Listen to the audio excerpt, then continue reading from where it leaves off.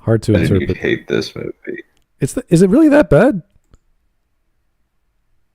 It is not as bad as TLJ, but it's really stupid, and it thinks it's not.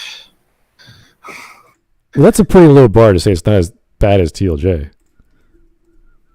I know it's not as bad as it's just uh a lot of contrivances in order to make itself seem smart. Like the heroine is incapable of lying, and so she vomits whenever she tells a lie.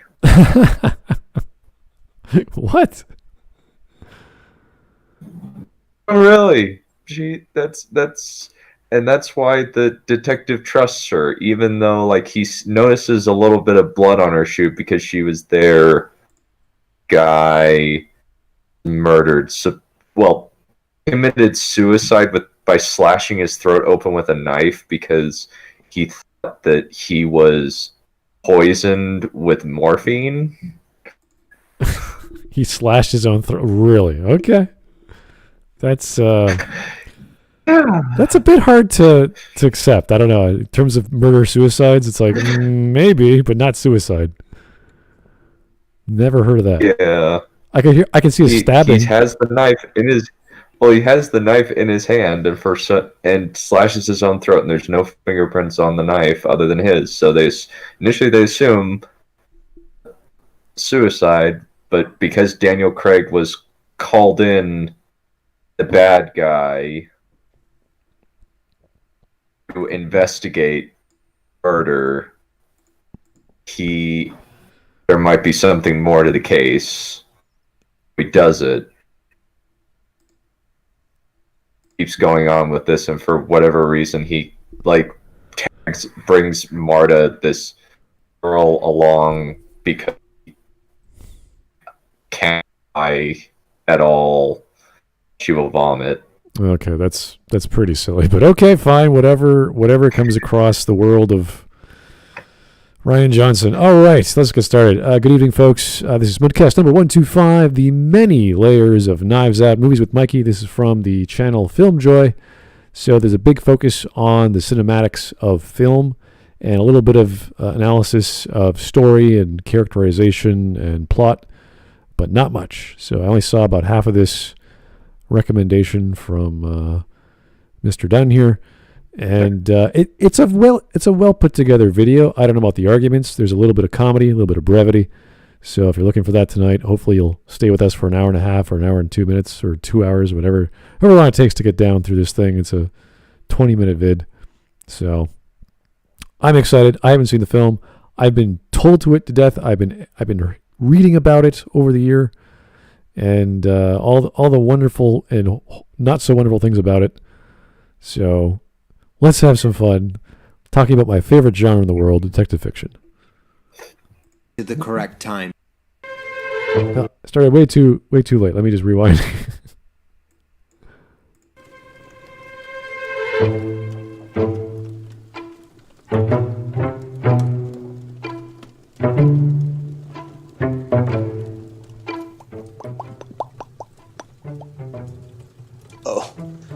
Dame Agatha Mary Clarissa Christie was an esteemed woman with entirely too many first names. Being a woman who has published some 60 plus of the most influential mystery novels and whodunit thrillers of all time. Even known to cause a mystery once or twice herself. Ryan Craig Johnson was a youngster that enjoyed all the live-action versions of many of these films. Miss Marple caught his eye for a spell, but it was Sidney Lumet's 1974 masterpiece, Murder on the Orient Express. I don't think it was a masterpiece. I think it was famous because it was the first film adaptation of that story. But the story itself is nothing special. It's really nothing. A lot of people say it's the hallmark of the Poirot canon. It's really not that great a story. So and everyone knows it by now, the fact that either no one did it or everyone did it is kind of a ridiculous conclusion to come to. But this is how Poirot goes about his business. He figures every possible ridiculous, inconceivable conclusion, crosses it off the list, and just keeps going. And he comes to this bizarre conclusion that it must have been everyone or no one, which is ridiculous. So, and when you have like so many people planning out this, when everyone's an accomplice and everyone's a murderer, that's over the top. That is really over the top mysteries. So that's why I go, oh, my eyes start rolling back. So this is silly. So for her to write that, to me, is kind of like, okay, Agatha, are you out of ideas? Or did you just want to do something silly? So I tend to compare this to her, what was the other one called? And Then There Were None. That's probably her most famous book. Also one of her most famous stage plays.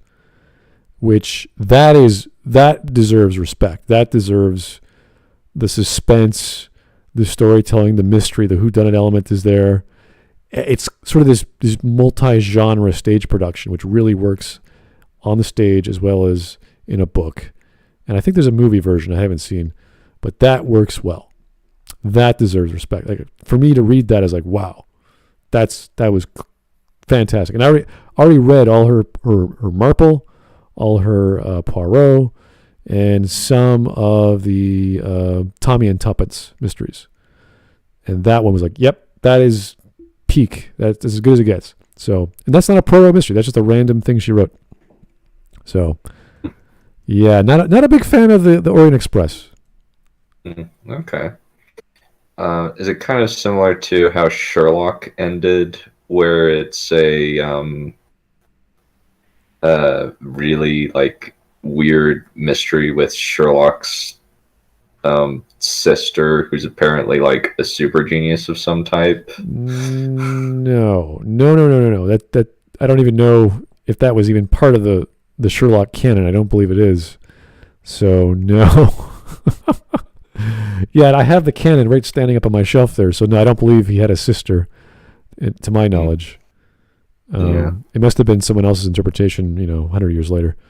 So, yeah, no. Anyway. Its all-star cast that had a particular effect on young Ryan. Knives Out is a masterwork created by some of the finest artists in front of and behind the camera working today. Okay, I want to know what he considers masterworks or artists. He likes The Last Jedi. Yeah, I know that much. Okay. And The Force Awakens. I don't know. He has not released his opinions on what is it, The Rise of Skywalker yet. I know, like, he doesn't like the quote unquote toxic fan backlash against it.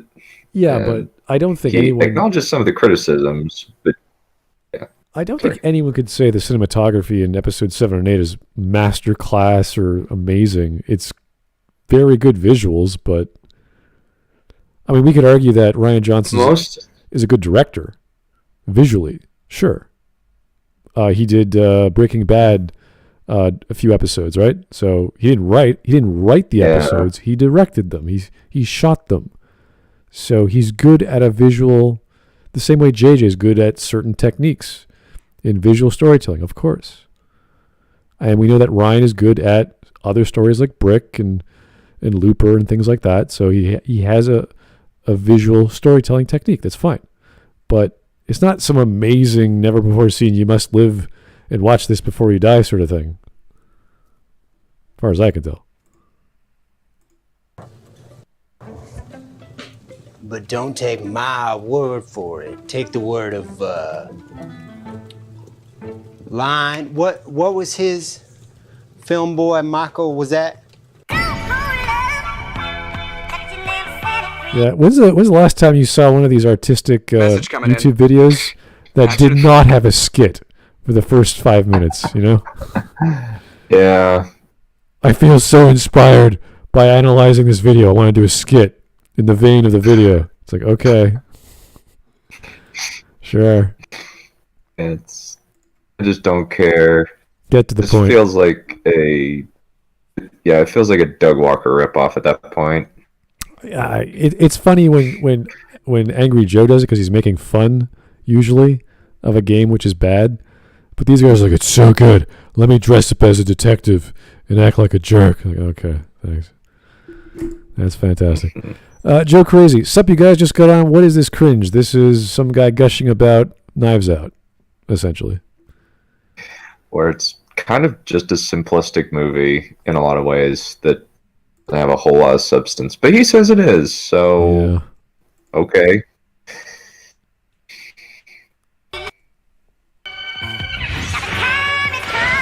Wow. What is this? Please stop spitting in the nachos and yelling, wake up, sheeple. This is a global pandemic. You shouldn't be here. What? What is this? A PSA? Did he like go to the theater too many times and people are like yelling up behind him? I don't know. Yeah. Maybe, I don't know. I never buy nachos and cheese at the theater either. I always either get popcorn or nothing. I'm pretty happy just sitting by myself. I'm a popcorn guy and like grab a nice Sprite, pull up a popcorn, slather on the butter, start munching. I don't like it just because I get all those kernels in my teeth. That's the main problem with me and popcorn. Yeah.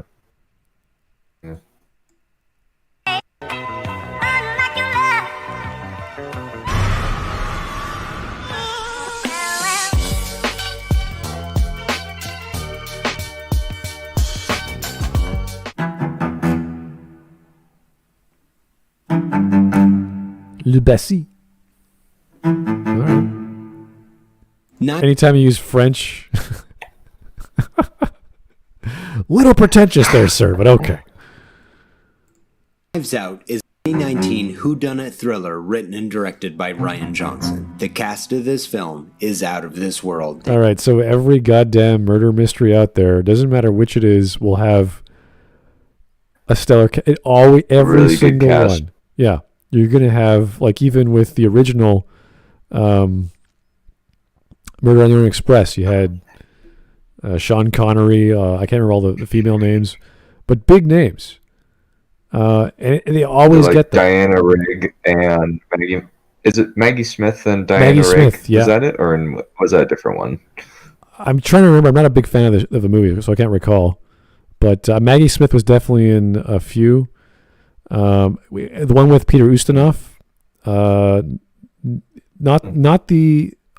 I can't remember. Was it the Orient Express or was it Death on the Nile? Maggie Smith was there with what's her name as well. The two actresses from the old actresses from Game of Thrones. Diana Rigg. Diana Rigg, yeah. Queen of Thorns. Yeah, I love Diana Rigg. She's fantastic. Yeah, she is so awesome. Rest in peace, Yeah. Queen of Thorns. See, beautiful women. They're beautiful. Doesn't matter what age. They're fantastic. Thank you. It means a lot. Somehow jockeying with each other to see who can pin the thickest slice of ham to the wall. Even Frank Oz shows up a few times. Go watch it right now if you haven't seen it. It'll make your life better for, roughly 2 hours. A quick note, if you still need convincing, I will be reserving parts 2 and 3 of this essay for spoilers and the meat and potatoes of the plot and structure, while spending part 1 just trying to get you to watch this banger of a murder mystery. Luckily, there's a lot to go over just in how this film was made, like Wagyu beef stroganoff or something. Wait. Get you to watch this banger of a murder mystery. Luckily, there's a lot to go over just in how this film was made, like Wagyu beef. Okay, so food analogy, that's my bag. I don't know what Wagyu beef stroganoff is. I've never heard of it. I'm sure it exists. But think about this for a second. Imagine a very expensive cut of beef, mincing it, and then adding cream. Why would you do that? The reason why beef is usually so expensive is because it's marbled, or it's a high cut of a part of the cow. You don't need extra fat. If you don't know what beef stroganoff is, you essentially get, I don't know, a nice cut of meat like sirloin. You mince it, and you add it's a heavy cream like smetana or some sort of thickening cream. Bouillon. You could add bouillon. There's all kinds of things you could add to make stroganoff. But if you have two heavy things like Wagyu, which is high in fat, and heavy cream, which is already fattening, you're wasting your time. So I guess you could do it. I would just question your reasons to add so much fat to one dish. But that's because I like get that caca diabetes. You would get a lot of fat in your diet. That's not necessarily a bad thing, but you'd be wasting the ingredients. And this is what I always say when I was watching the Tonald Loke, when he just started adding sugar and fat and spices, and just like, dude, what are you doing? You're just throwing stuff at a pot and boiling it to death. Anyway. That weird Sauron dessert was strange. Oh god, the ice cream. Let's melt the ice cream. Like why even make ice cream? Just use it as a sauce if you're so inclined. I never understood that. But Wagyu beef, guys, if you have Wagyu beef, just fry it. If you really want seasoning, spritz some vinegar on it. One side for 2 minutes, the other side sear it for 2 minutes. Cook it for 5 or 6, you're done. It's all the flavor you need out of your Wagyu. Cream, don't even touch it. And of course, there's noodles. I don't know. Beef stroganoff and noodles, Wagyu beef, no way. Anyway, let's get back to actually talking about the video and not me rambling on about food. Stroganoff or something. I'm gonna write that down. Wagyu beef stroganoff. No, I really can't complain.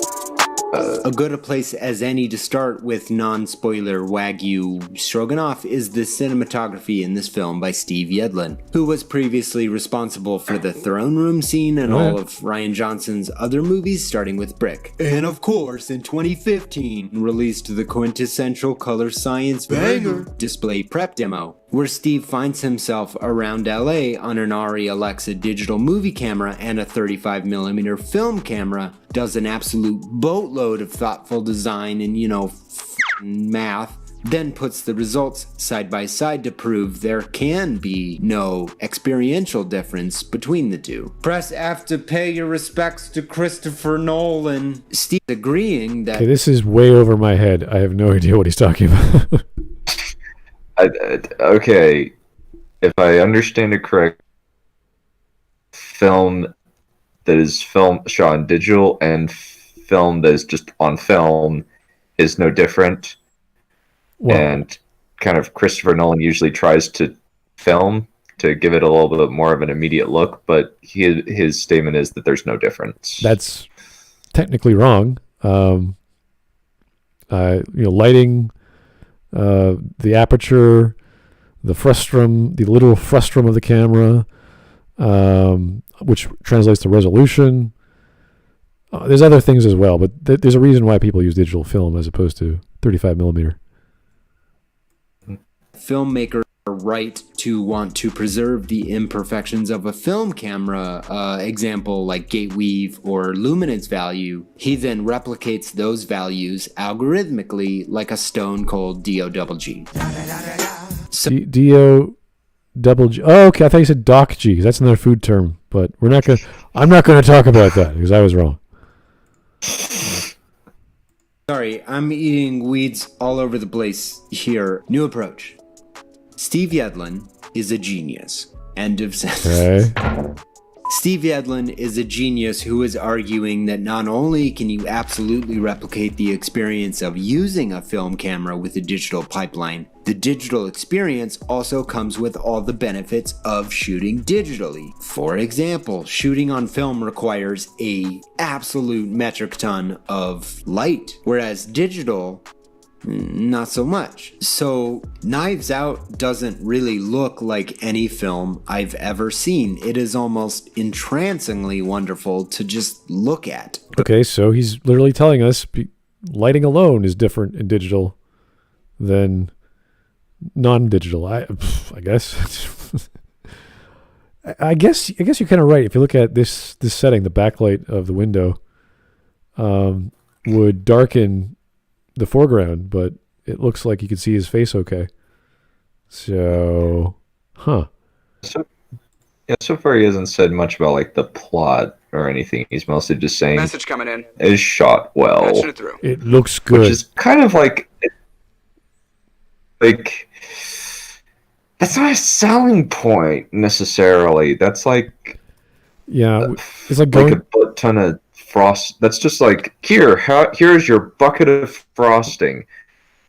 Okay, I like a thin layering of White Mountain frosting. You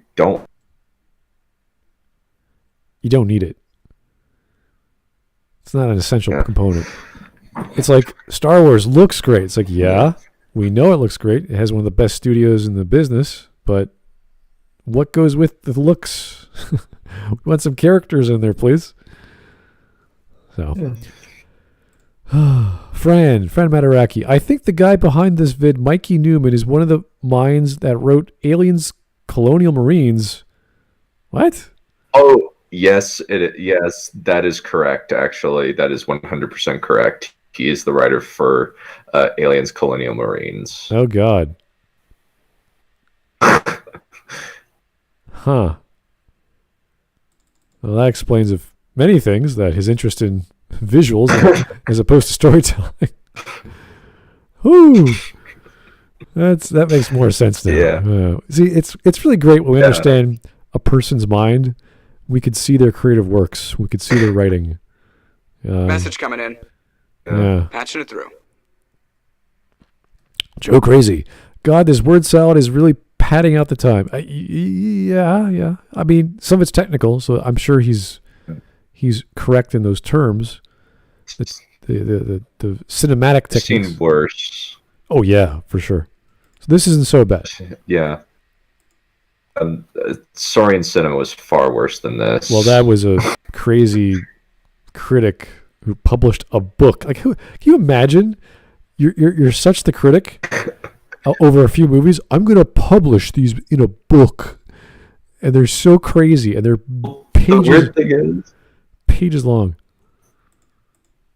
First thing is, that's his first book. Oh, that was a journalist critic publishes his first book when happens to criticize movies. Like, okay. I hate this movie. I know this movie about feminism so much, I have to publish a book on it. It's like, okay, I guess. Yeah. Don't have enough. Aliens is an example. Aliens is, and then the Alien Queen is an analogous for the black welfare mother. Really? Yeah. I wish I were lying, but unfortunately, no. It's true. Yeah, well, I think I had my fill of Jurassic Park, so and what that's supposed to mean. Bonus second example. Shooting on film makes hot light sources like broad daylight through a window get a vibrant little glow around them because hot light will impact celluloid film stock differently than a digital sensor. This is called halation. It's a pleasing effect of working with film. Steve just wrote a pipeline script to do it. So I mean to say, Steve Yedlin is not just a camera nerd, he's the camera nerd, which is layer one of why this film is so much more than meets the eye. So let's go one deeper. All right, so the first part, cinematography, really good stuff. He likes it, fine. Second part, the casting? All right. I mean... Apparently, yeah. I mean, we could look at the casting of, let's say, Poirot, David Suchet, Peter Ustinov, Brennan. I mean, that's... they're all different. They're all their own takes. So...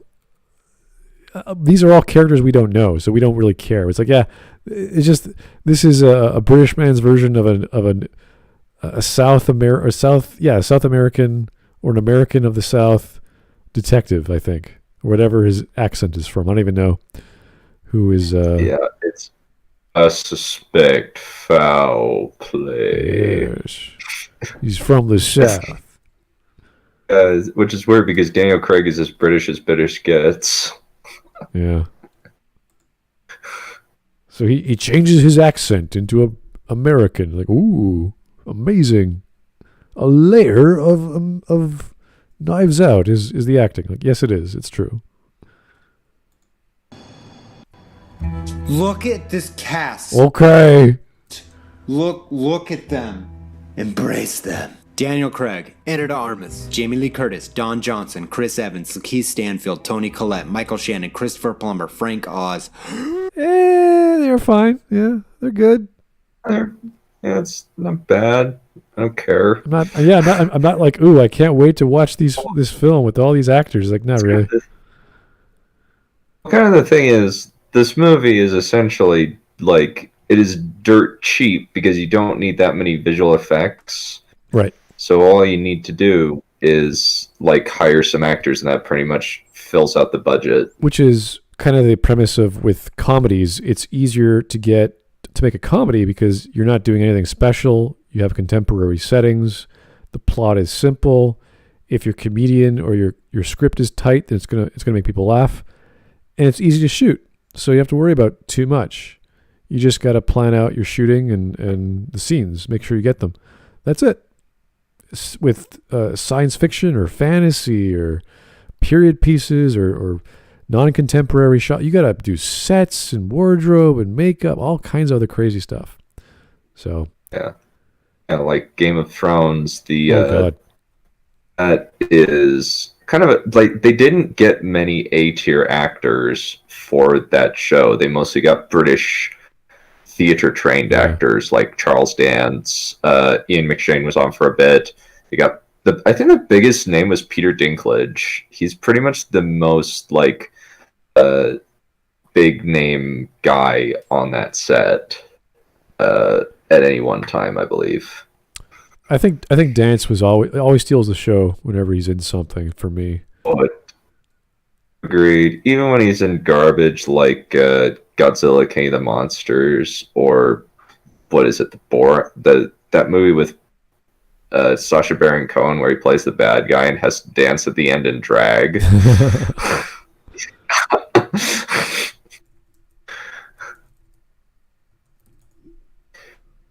Yeah, I always remember him as the devil from not the devil, but Childhood's End. He plays the alien, the CGI alien with practical effects, but he's this tall red guy. And he's really nice and kind, and everyone sees him as the devil because he's taking the children away, but he's just doing a job. Love him with that. Yeah, no, he's a lot of cool things. All doing their absolute best Agatha Christie scenery galacticing, which Agatha Mary Clarissa for first names Christie is still also doing in the cinema. What? She's dead. What are you talking about? Well, I think maybe it's like the adaptations of cinema. Like, I guess he likes Murder on the Orient Express, and he likes what is it? The Brennan version? Adaptation of the Brenna. Yeah, the Brenna version. Maybe he likes maybe he just likes it. Yeah, I don't know. That's fine. It does look good, but it's stupid as hell. My name is Jules Poirot, and I am probably the greatest. Look at that. That is an abomination on your face. First off, that is a very, very bad mustache. First off, he has a soul patch, which is a different color than this gigantic thing on his face. Secondly, he's too tall. Thirdly, he has hair. Poirot is bald, if not completely bald. Fourthly, he has a head the shape of an egg, not, whatever this. It's obviously just a normal looking head, but he's too handsome. It's also kind of just like. It's also kind of the problem of, I think, like, what is it? The outrageous French accent. It sounds like Ewan McGregor's. Well, okay, French imagine writing a character that looks like Danny DeVito, okay? Imagine that look. Oh. Okay, that's Poirot. Poirot is a portly, small man in a tux. or black tie, whatever you want to call 3-piece suits at the time. And then you get this tall dude who's really healthy and handsome.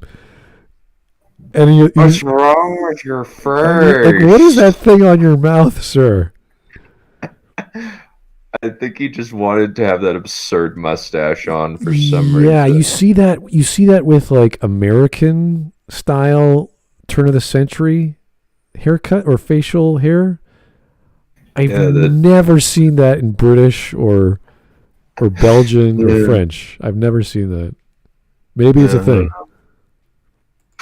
Maybe. I don't know. But I will say the set design for this movie was beautiful. So obviously they're going to spend a lot of money on the period, and the same thing with the Poirot, the BBC Agatha Christie mystery Poirot. They spent a lot of time on costume and sets for sure. And the movie, of course, this is the Kenneth Branagh production. So he's the director, he's the producer, he's doing everything. So is it horrible? No. Is it bad? I would say it's pretty low on the bar. Of all the Orient Expresses, this is probably the worst. Mm. Not because it looks good, but because it deviates from the story so much. Mm. It has the message coming in. The ending has a Last Supper table where they're underneath a train tunnel, which is blocked. You're just sitting there like, what is happening? Where'd all these fires come from with the pots where they, like the sensors, whatever you call them, just fires. Like, this is the strangest looking thing, and they taunt the suspects with a gun, and they use it to try and kill Poirot. And you're like, what the hell is going on? Oh, that sounds terrible. It is so ridiculously theatrical. You're just like, no. Anyway. Fat bucket of no right in the face of the movie. And you can watch it on YouTube. Someone actually posted it. And I was like, ooh. Really? That's scary. Anyway, Joe Crazy. Getting a piece of tape and coloring it in with a Sharpie would make a more convincing mustache. It's pretty scary. Look at that thing. What is that thing? It looks... I don't know what to describe that as, other than it just looks really weird. Like, it looks fake. No. It really freaking fake. It obviously is, but it's like, how does that... Like, what part of your face is growing? Is it just the front part of your nostrils? Is it like the sides of your cheeks? Like, do you wrap it around? Maybe it's just like he grows it to so long and then he waxes it so it stays up. Yeah, there's got to be some sort of product to get it to hold like that, because that's way too long hair for the mustaches to hold up. Like, yeah, it looks very strange. Anyway, let's just keep going. Fritz, thanks for the donation. My man's looking like a midlife crisis Mr. Monopoly. You're not too far off the mark. Give him a top hat and a cane, which he does have a cane. So, pretty close. That's scarily accurate, actually. Well done. Yeah. That's a good point. You know what? The soul patch just throws me off so bad. It just drives me nuts. I don't know why. Yeah, it doesn't look good. Like, soul patch is hard to pull off. You'd call a Montebank. He's pretentiously debonair looking. Anyway, let's keep going. Detective in the world. The truth is that Agatha Christie movies have always done this. Yes. Starring the greatest cast of suspicious characters ever involved in murder. I am going to talk a lot more in the next section about the acting in this movie. Knives Out is an acting clinic. Their performances are part of the entire puzzle, and all of it is a joy to experience. Okay, that's true in a Agatha Christie story, because what she focuses on is not the evidence. Like, she does have evidence and clues that you have to key in on, but it's all about character. So I don't know if you guys know how to deduce or read a murder mystery. There's 5 basic elements that I've identified. Maybe you guys only have 3 or 6, or I don't care. Like, whatever you use to deduce, it goes this way: motive, means, method, opportunity, and for Agatha Christie, it's character. So those are the 5 things I use. When I play a game like Among Us, the first 3 I don't have to worry about because there's at least 2 murderers. They all have the same method, and they all have the same means. So I focus on opportunity and character, because character, I know from the person saying the stuff, is lying or not. So that's pretty much what you're doing with an Agatha Christie book. You're listening to, is this person acting and behaving differently than we were first introduced to them, and why might that be the case? Based on the motive. Another issue that I see just now is like, we'll talk about the acting. So he's basically just saying it is an accomplishment to get this cast together. And it's like, not really. Rian Johnson, much as I really don't like him, has gotten a lot of doors open to him because of Star Wars. Because he's essentially going to like be able to like say, hey, I directed The Last Jedi. It made X amount of money and it was critically acclaimed, even though the movie's bad. But yeah, he can basically like walk into a studio and ask, hey, can I come in and direct your movie? And they're like, yeah, sure, why not? Doing and acting. He's able to get good multipliers. He's able to get good multipliers. The great thing about murder mysteries as an actor is you don't have to do much. You just sit there, act surprised, lie, which is what acting is. So pursue your craft. I didn't kill him. That wasn't me. And be as dramatic as the director or the writer wants you to. There's no stunts. You're not doing CGI. You don't have to put in any crazy makeup or costume. You're just be yourself in a certain style and lie. That's exactly what acting is. So, yeah. It kind of like a lot of these, the only person that seems like he's not really playing himself is Daniel Craig. Everyone else is kind of just playing themselves in a way. Right. Like Michael Shannon is kind of Michael Shannon, only he's Michael Shannon with a limp. Jamie Lee Curtis is kind of just a like stereotypical business lady, I guess. And then Anna de Armas is kind of just this mousy tiny girl. I remember when I was a kid growing up, I watched a lot of films in the 80s. One of my favorite at the time, I was debating between The Princess Bride and this one, was Clue. And I saw I don't know if it was the original Clue, but it's the one that had like the 3 multiple endings. And I really liked the fact that for fun, they just threw that in there. You know, if the butler was an FBI agent, or if the butler was the murderer, you know, just this wonderful little twist that could be true. And I thought about that. It's like, yeah, they could just totally twist the ending to anything and still make logical sense. And that's why you have a great respect for especially Agatha Christie, because what happens is when she does an ending or a denouement, she reveals every single character, their plot, their motive, and what they were really trying to do, what their real problem was. So the possibility of them being the actual murderer is removed.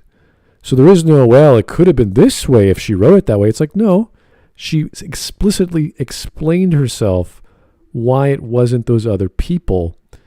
And there's only one possible outcome, which is what she's trying to say when Poirot goes through these crazy steps. Because there's actually, I can't remember the name of the story, where Poirot is going through these insane possibilities because some new clue popped up. He's like, oh my God.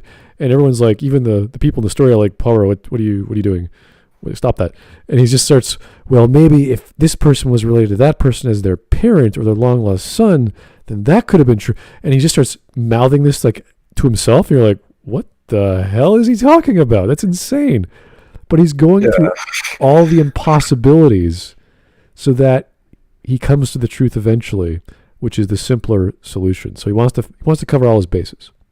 And that's what you do in a good murder mystery. You bring out all the dirty laundry, you open up all the closets, and you say, aha, cannot be anyone else except this person, which is beautiful. I love that. I love that attention to detail, and I highly doubt that was done in Knives Out. So, think of what's his face. Sorry. Oh, I was thinking like Jeremy Johns, who's like fairly easygoing, I'd say, said just flat out of Knives Out, Rian Johnson's movies are not as smart as he thinks they are. And like he just said, like, of Knives Out, it would probably be better if I were drunk. Yeah, you don't need alcohol. In fact, that's going to hinder your appreciation of detective fiction. So you need to be a clear-minded person. Well, technically, it's like his rating system, where highest is awesome-tacular, then buy it on Blu-ray, then good time no alcohol required, then would be better if I were drunk, then forgot in like T-1 day. Yep, already forgot. And then the lowest is dog. The second lowest is dog crap, and then nothing is reserved for crap like 50 Shades of Grey and Breaking Dawn Part 1. Is the only 2 times that he's ever given that rating. Okay. Yes, you are right. None of these weak alibis and domestic squibbles answer your question. Daniel Craig. Our donut is not whole at all. That was it? Oh, man. That's his... Yeah, it's like... Yeah, I guess so. Because Daniel Craig... That's like saying... I don't know if you guys have ever seen the show Boston Legal.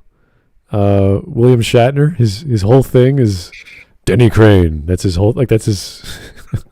He's so intimidating. Just saying his name wins him cases. Yeah. Yeah, and at the end, he's just kind of rambling about, like, this donut is like a donut. This case is like a donut with a hole in the middle. And there needs to be a donut hole there to fill it. I think I filled it, but then that donut has a donut hole with a hole in it. It's a weird monologue. He's just it just sounds like he's just rambling about donuts for like 2 minutes straight. Yeah. I wish he would have talked about Daniel Craig's character a bit more, but he just says Daniel Craig, and I'm like, that's not a reason. Yeah, it's basically just like Last of the Gentleman Sleuths, kind of making like weird decisions, like keeping Marta along because he thinks she knows something. No. Not because he suspects her, and in the end it turns out that she didn't kill the guy and that she wouldn't have killed the guy anyway because she's such a good nurse that she was able to pick out the viscosity of the antibiotics as opposed to the morphine just by the viscosity of the thing, viscosity of the liquid in the bottle. I know, but if he said like Charles Dance or I don't know, what's that guy, Ian Glenn, yeah, I'd be like, okay, yeah, I see. Just saying their names is like, yeah, that's probably going to be a good detective character. And Glenn was actually in a Poirot episode. There's all these great people over the years from British theater that were in the BBC Agatha Christie mysteries, so they fit in just fine within the genre. Whether they can act as an American, I don't know. I'm sure it's not too hard. I've seen lots of British actors pull off a really good American accent, not necessarily a South American accent. So yeah, might be a challenge. I suspect foul play. Roll every vowel. Yeah, he's clearly having a really good time. Yeah. But like the end is not very it's just weird. A weird rambling about how it's a donut, and he does it a couple times in the film where he just talks about how it uses the donut analogy for the case of the movie. This case is like a donut. I honestly kind of want to do a comment. kind of want to do a commentary of this film with you. I think you would probably. I don't know. I think you would probably hate it. It would be very entertaining, though. I'm a detective fiction snob. Like, I love Raymond Chandler and all these other pulp fictions from America, and the novels of these guys. Obviously, like the novellas and stage productions of Christie. So, if I don't like a detective fiction, I'm pretty like, okay, I've already figured it out. Like, if you watch anything by Midsummer Murders, I'm pretty much bored of those shows. I just walk out like, this is so obvious. This is for old people or something. I don't know who this is for. So this is for teenagers and old people. This is for teenagers and old people. After you've read almost all of Agatha Christie and Arthur Conan Doyle, you have to be as smart as them to catch my interest. Really, you really have to know what you're doing. So, yeah. Anyway, which is one of the reasons I haven't read that many mysteries. I haven't written that many mystery stories. It's mostly been fairly straightforward with like little bits of like mystery in terms of like what's going to happen later, but it's mostly a mystical element as opposed to something like a straight up murder mystery. I haven't really done anything along that line. Mystery as an element of writing is pretty much indicative of plot. You have to have some unknown which may or may not happen later.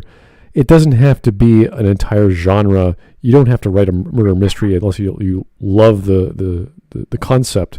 But mystery is integral to plot and plot development. If you don't have mystery, as you say, it's like, what's the point? I know what's going to happen. The hero becomes heroic. The villain is villainous, and they might die. Like, you have to have some anticipation. So whether that's a character change or a plot development makes no difference. You always, always, always have to keep the interest level of your writer, of your reader, when you're creating your characters. So anyway, let's get back. Yarn.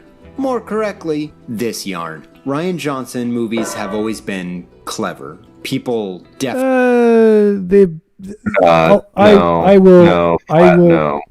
I will give him that, because his idea of clever is probably not my idea of clever, but to him, that's fine. So he thinks, you know what? This guy in grade 8 is really smart. It's like, if you're in grade 6, you probably, don't know as much as a grade 8. That's fine. I'm going to give it that to him. Okay. Yeah, it's all relative intelligence, right? I'm not going to you're an idiot. No, I won't say that. That's cruel. Have larger than... So this moment, Rian Johnson did not write this moment. Breaking Bad is phenomenal. Yeah, he didn't write that moment. He just directed it. He just directed it, folks. So every time we talk about, he's a great writer-director, it's like, what did he write? Aside from Knives Out. And The Last Jedi, like, not much. And definitely not Breaking Bad. Normal emotional reactions to Ryan's films than other movies, but they're clever. The Last Jedi was his... What do you do when you're... What? Yeah. Luke wasn't Rey's savior. He's using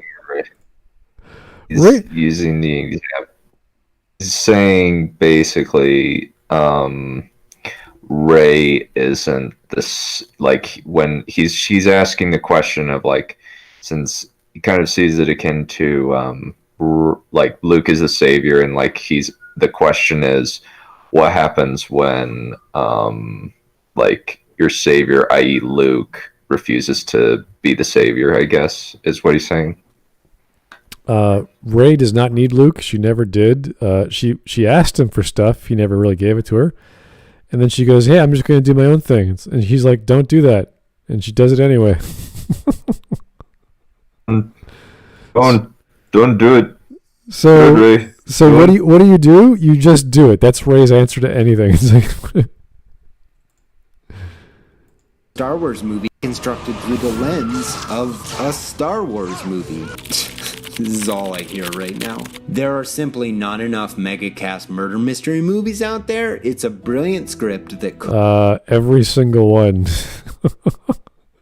Every murder mystery movie that has gotten a box office opportunity has a stellar cast. It always does. Everyone wants to do... Yeah, mostly because... What was that? Cheap. And also, like, it's cheap. You just need to, like, license a house, a set, and just there. And, like, most of the money for big blockbusters is CGI budget. That's just factual how it works. Doing a comedy, Like, a unless romance. they're, like, big... What else? Other genres are basic. Slice of life. Maybe some horror, but probably romance not. Movies, generally. Sorry? Romance, not? Yes, Romance movies? romance for sure, yeah. Like anything with Meg Ryan in it is pretty much going to be a cheap... yeah, so what ends up simple, happening is you get easy. these artists who you can afford, these actors you can afford, because that's the draw of the film. Sean Connery and Agatha Christie, I'll watch that for sure. Why not? It's silly when you see the performances, but that's the point. It's almost melodramatic at times. And the actors have a lot of fun.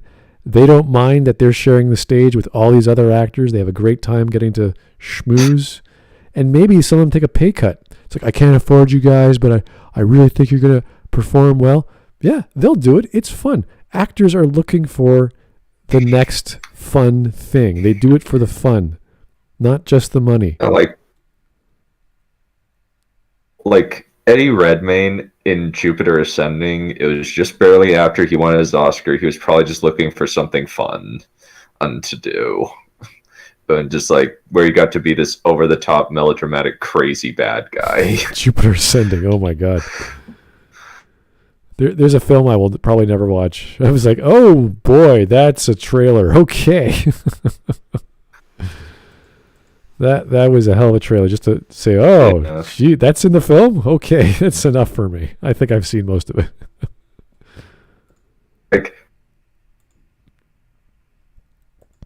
Books on an hour and a half, and Jamie Lee Curtis is like, wow, a lot, and it's adorable and incredible. Also, you should watch this movie so you can watch my next two parts. They're really good. So, obviously, from here, many spoilers as I'm gonna dissect and extrapolate, everything.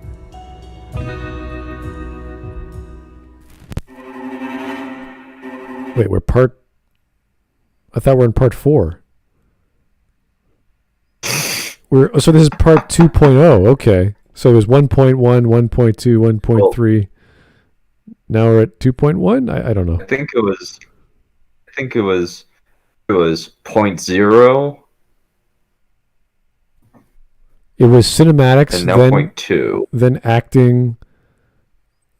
Now the plot synopsis. All right. Okay.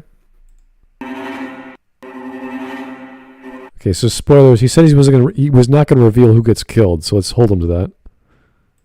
At least early on, I think.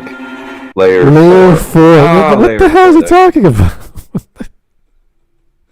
What is happening, sir? Don't. Numerical titles and then numerical subtitles, and they're all out of order. Okay. Automatons, things designed to appear and mimic what it is to be human, but are woefully little more than mechanical decorations, and also very creepy. Harlan Thrombey, the world-famous and unseemly rich mystery author, collects these art pieces in his giant nightmare house. Well... Okay, so the character is a... Oh, did he die? Is that the guy who gets killed? Yeah, that's Harlan Thrombey is the guy who gets killed. It's basically a murder mystery author gets killed. So he's not saying... A rich murder mystery author gets killed. He's not saying he gets killed because that's what he said he wouldn't do, but it's pretty obvious in the past tense he's getting killed. Oh. So this is a very common element in murder mysteries, the self-insertion of the author pattern. So there's, what's her name? Zoe Wademaker plays... Zoe, Ariadne Oliver, who is the stand-in for Agatha Christie in her Poirot stories. You could argue that the Miss Marple character is kind of like Christie, but that's a little on the nose. And I wouldn't say that that's the same character as she is, because that's a totally different person. So, but it happens a lot. There's like the murder mystery she's actually a murder mystery author in Poirot, and she's part of the mystery as well. It's very exciting. Ha ha ha, you know. Ooh, I get to write about, I'd be inspired by my next book. Like, okay. She kind of does. Like, he actually, while she's maid is freaking out about the fact the nurse is freaking out about having overdosed him in morphine, and she can't find the antidote, which at that point is clearly like it's foul play. He's like, oh, it's an interesting, and he doesn't. The weirdest thing is he doesn't think that there's going to be an autopsy where, like, they're going to see that he's chucked full of morphine. That supposedly, apparently, he's not. What? Chucked full of morphine. At the end, when they find the toxicology report, which apparently there's only one toxicology report, and it's not been digitized. Oh. So he does get an autopsy. I mean, he has but to. He doesn't. So that's the weirdest thing about this movie is that Harlan commits suicide, so that it is not obvious that she accidentally killed him, because he wants her to inherit all of his money, because he wants to just cut off his family. And he couldn't just, take a pill or something. He had to like violently cut his neck. Holy crap! Yeah. What a weirdo. So it's just like and he didn't think, oh, even though they're still going to do an autopsy on me, they're not going to know. He didn't think, oh, they're just not going to notice the fact that I've apparently got X amount of morphine in me that's enough to kill a person. Like, what is it, like 200 milligrams or something? You would think, though, that someone who writes murder mystery for a living would choose the best way to die, not the most painful, violent, bloody, gory way to die. Yeah. I'm going to cut my own neck. Like, what? That's dumb. Collected. And while simultaneously a beautiful dunk on his own spiteful mechanical baby children, it is also a full-throated reference to 1972's Sleuth. Oh, yeah. Crime. A Rian Johnson favorite in a film about an eccentric mystery author who lives in a house of puzzles and automata where a murder happens. Oh, yeah, when you say it out loud, I think I get the right. Wow, so he didn't even have an original setting. Yeah. Bravo, Ryan. I really like watching Sleuth as a kid, so I made a movie. I really like reading Agatha Christie, and I think I could do just as well. It's like, okay. Knives Out celebrates all of it, the murder mystery film and book genre as a whole. They joke on the commentary track that this is a movie about the world's worst criminal of all time versus the world's worst detective, because Marta pulled... Ouch. Yeah, that's actually a thing that's brought up in the movie. Like, she said, like, kind of there's, like, worst ever, which is kind of, I guess, self-deprecating humor. But, like, they say, that was the worst car chase ever. Oh, really? And then, like, later on, she says, you aren't necessarily that good of a detective. Oh, so... that good of a criminal. So, Daniel Craig as a car chase with, what's her name? Yes. Oh my God! Just like I don't know if anyone's seen Casino Royale, there's a really bad car chase in that movie as well, where they pretty much just destroy the Vanquish in like 20 seconds. Like, there's barely any scenes. Oh. Yeah, and the worst part is she's in a really crappy car that's like dirt cheap, and it kind of has problems starting. Like, apparently she's able to outrun these police cars somehow. it's kind of a it's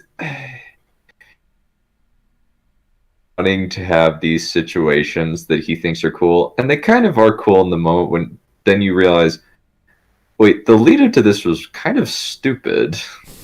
Is the problem with a lot of Ryan's work, at least this and Last Jedi.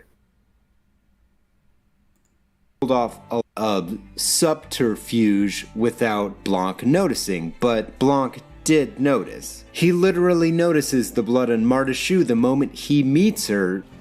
I've been doing a little poking.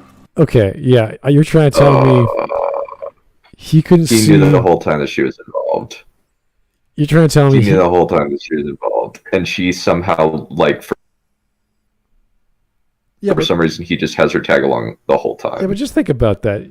He can determine that's blood from a glance on the ground on someone's shoe, which has been embedded into the fibers. It's just like, okay, I guess you've been around a lot of crime scenes. It's possible. Okay. Joseph Kerwin. I love that Agatha Christie's self-insert character hates the Swedish detective character she writes and keeps complaining about it. Yes, exactly. It's been famous to know about Agatha Christie absolutely hated writing about Poirot, or rather hated the character of Poirot because he was so insufferable. He was so annoying and in particular. Message coming in. And everything had to be right angles and indexed and ABC 1, 2, 3, everything. Like he was such a neat freak and such an orderly person. It drove her nuts to think that way. So, yes, that's her way of expressing her hatred of, or life imitates art, I guess. You're hired on a part-time basis. You have a movie where the greatest detective in the world is examining the scene of a subtle situation where a caretaker saved a man's life but thinks she ended it. It appears to be one thing, but then it isn't. See, that happens in quite a few stories of Agatha Christie. Death of the Nile is one of them, where they think they said something which caused the murder to act, or they could have potentially poisoned someone because a murderer ends up poisoning a bunch of glasses of champagne, and there was no actual target, and anyone could have taken the champagne. So it's pretty common. It's not unheard of, but yeah, it's there. Yeah. In this case, it's basically like it's her. She doesn't check the vials because she's in a hurry, and she just like grabs like the viscosity, grabs it, and it's marked morphine. And the vials have been switched, by labels have been switched, but somehow she gets the one that's got is it some kind of antibiotic and puts it into him, and she thinks that she's injected him with a bunch of morphine because of the label on the thing. But in reality, because she's such a good nurse that she can tell just by the viscosity of the liquid in the vial, she accidentally gave him the right stuff. That's still a really strange practice for a nurse, that you just check the contents of the bottle as opposed to reading the bottle as well. Yeah.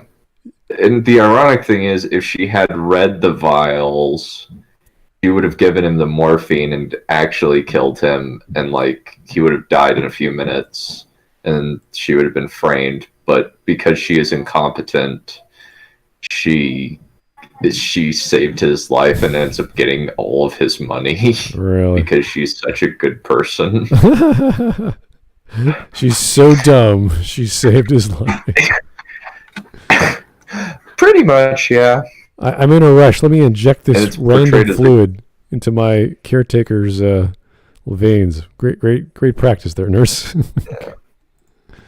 Yeah, it's kind of strange, and then it's portrayed as like, oh, you are such a good nurse that you're able to tell the viscosity of the liquid and tell that it was the right thing to put in just by holding it. And I'm assuming either the labels were switched or the guy or whoever switched the actual contents had to, perform this operation of moving the fluid from here to there, and she didn't notice that. Like some of it might have been left out. Like, this is emptier than I recall. I'm the one who can use this stuff. How did that happen? Yeah, it's there's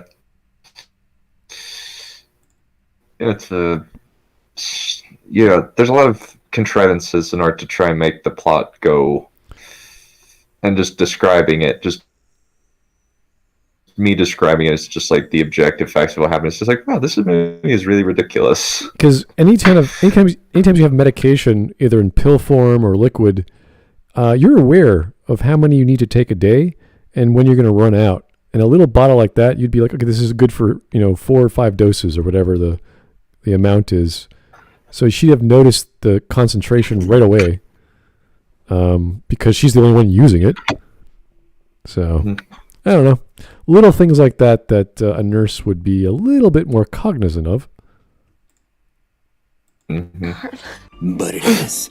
This level of genre headfake in Hollywood is entirely welcome. Infer my meaning in as many ways as you can here, but it's all automata. The whole movie. What? You're telling me everyone's a robot? Oh no. Yeah. It's fake. You're fake. Everybody's fake. I don't get it. Hinges on this one scene where you find out what happened at the close of Act 1. We are cheering for Marta. Hercule Poirot, this is not. The movie pivots on this dramatic... Okay, if it's not Hercule Poirot, why are you comparing Agatha Christie to this movie? Because reasons. Because there's actors in it that are paid? Like, what? It's a stellar cast, just like Agatha Christie's Orient Express, but there's no relationship between the two aside from being the genre. Deeply unsettling scene where Marta believes she injected her patient with a, sorry to use the proper medical term here, a metric ass boat of morphine. Okay. All emotions from the involved parties are real. Probably the one scene where the characters tell the truth to each other. These two people that care about each other very much have to face some tragic facts.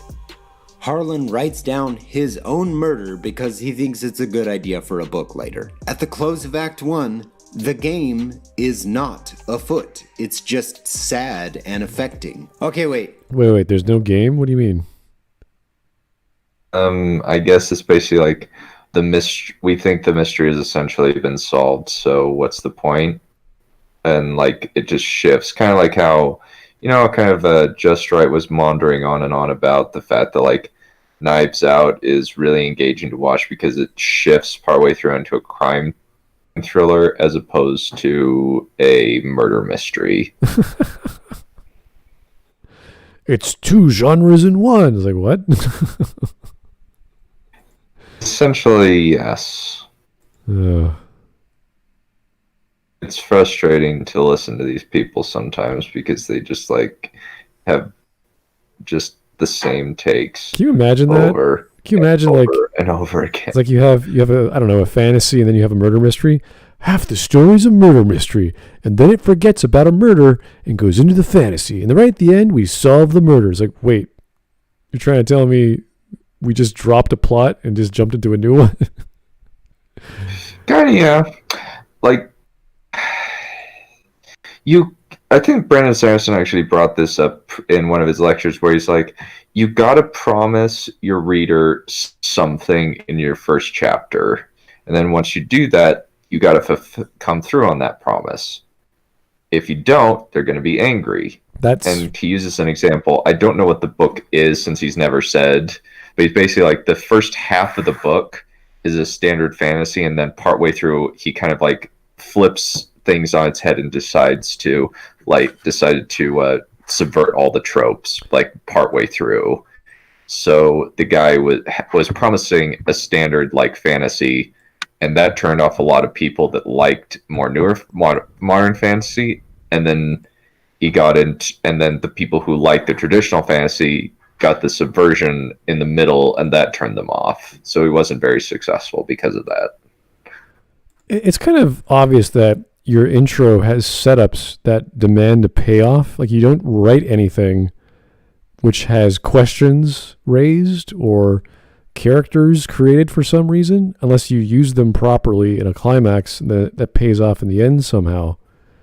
It's a good analogy to say it's a promise to the audience saying, I'm going to give you a fulfilling ending. Kind of like you ordered a hamburger, I'm going to give you one at the end of your meal. It's like, yeah, you better. I ordered it. So, yes, guys, when you go out to eat or you go out to see a film and it's a science fiction film, you better have some science fiction in there. You better have some questions about humanity and technology and the place in the universe that we fit with those two things. So, yeah, that's kind of important. Got to have that in there. Yeah, like Brendan Sanderson talks, it's setting up the whole time that in Steelheart, that somebody's going to kill Steelheart. You don't know how, you don't know when, but you know by the end, Steelheart is going to, the superhero / supervillain Steelheart is going to die by the end. Allow me to define it in a different way. Automatons are generally creepy, vaguely human-like dolls that perform the same pre-programmed actions over and over again. Without the controller of the house, they are lost, unable to live life as they once did. They are all searching for a king's ransom. Whoa. What is that? That's a reference to a character in the movie. His name is Ransom. Oh. Okay. Yeah. Totally lost on me. It's his middle name, and for some reason the help calls him Hugh, and that is a very weird reveal at the end where he's like where somebody's spoilers. Do you care if I spoil it? I'm probably not going to see this film. Okay, so what the help says is, sounds you did this to Marta after she gets thinks it's blackmail or whatever. Oh God, give me a break. And then because his name is Hugh, they do an audio trick and it says Hugh did this in a flashback. So they alter it ever so slightly. That is not clever. That is really sad. If you start doing pronunciation things like, because this person had an Indian accent or a British accent, they pronounce things differently, and they're referring to nouns as opposed to pronouns, and the name happens to be sounding like a pronoun, it's like, okay, that's not clever. I'm sorry. Yeah, and it's not even. The worst part is it's an American lady, and you can see the audio shifting in the scene because it's like Hugh did this and you did this, and it's just, oh gosh. When that was pointed out by Critical Drinker and EFAP, I was just like, ow, I can never really watch this movie the same way again. Yeah, that's pretty bad. Yeah, there's lots of things you should do and shouldn't do in mysteries, and if you were to see that on the page, you would read it as Hugh. Now, you could get away with it in dialogue with phonetics. I guess you could type it out as you, Y-O-U. But to my brain, that's a pronoun. That's a reference. So the whatever that they're saying, unless the writer is specifically telling me, or the narrator is telling me, hey, this word does not mean the way it reads. It has to sound a certain way, which I've only seen done in Alfred Hitchcock's short story mysteries, where he specifically says, hey, I'm so smart. Because Alfred Hitchcock is like a big egoist, so he wants to show off how clever he is. And he's certainly a clever man, but because it's for kids, like he's writing this story of murder mysteries for kids, I thought that was rather neat. So it's like, oh, okay, I get it. Yeah, I get what that sound means when he describes the aluminum bat hitting the ground. I get it. I get that. That's strange. Why is it? Oh, that's why. It's not hard. So I don't like this sleight of hand, phonetic nonsense. Yeah. Just because it's a film, you don't do that to your audience. You do not lie to your audience. Yeah, and it's kind of deliberately doing that because they deliberately altered the audio so that it didn't like sound like to remove the H sound in the first scene that you saw.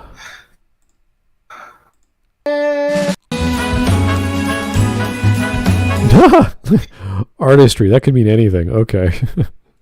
I have talked in this episode already about the mountains that Steve Yedlin has been moving for years in Hollywood. Everyone working on this film is performing at that level. The acting, as previously stated, is out of this world. There are so many little touches to flesh out the characters on rewatch. Think about what all of these characters know and when they know it. All of Harlem. I have a simple question. If this guy wanted to leave his money to the maid or the nurse, why did he have to kill himself to do that?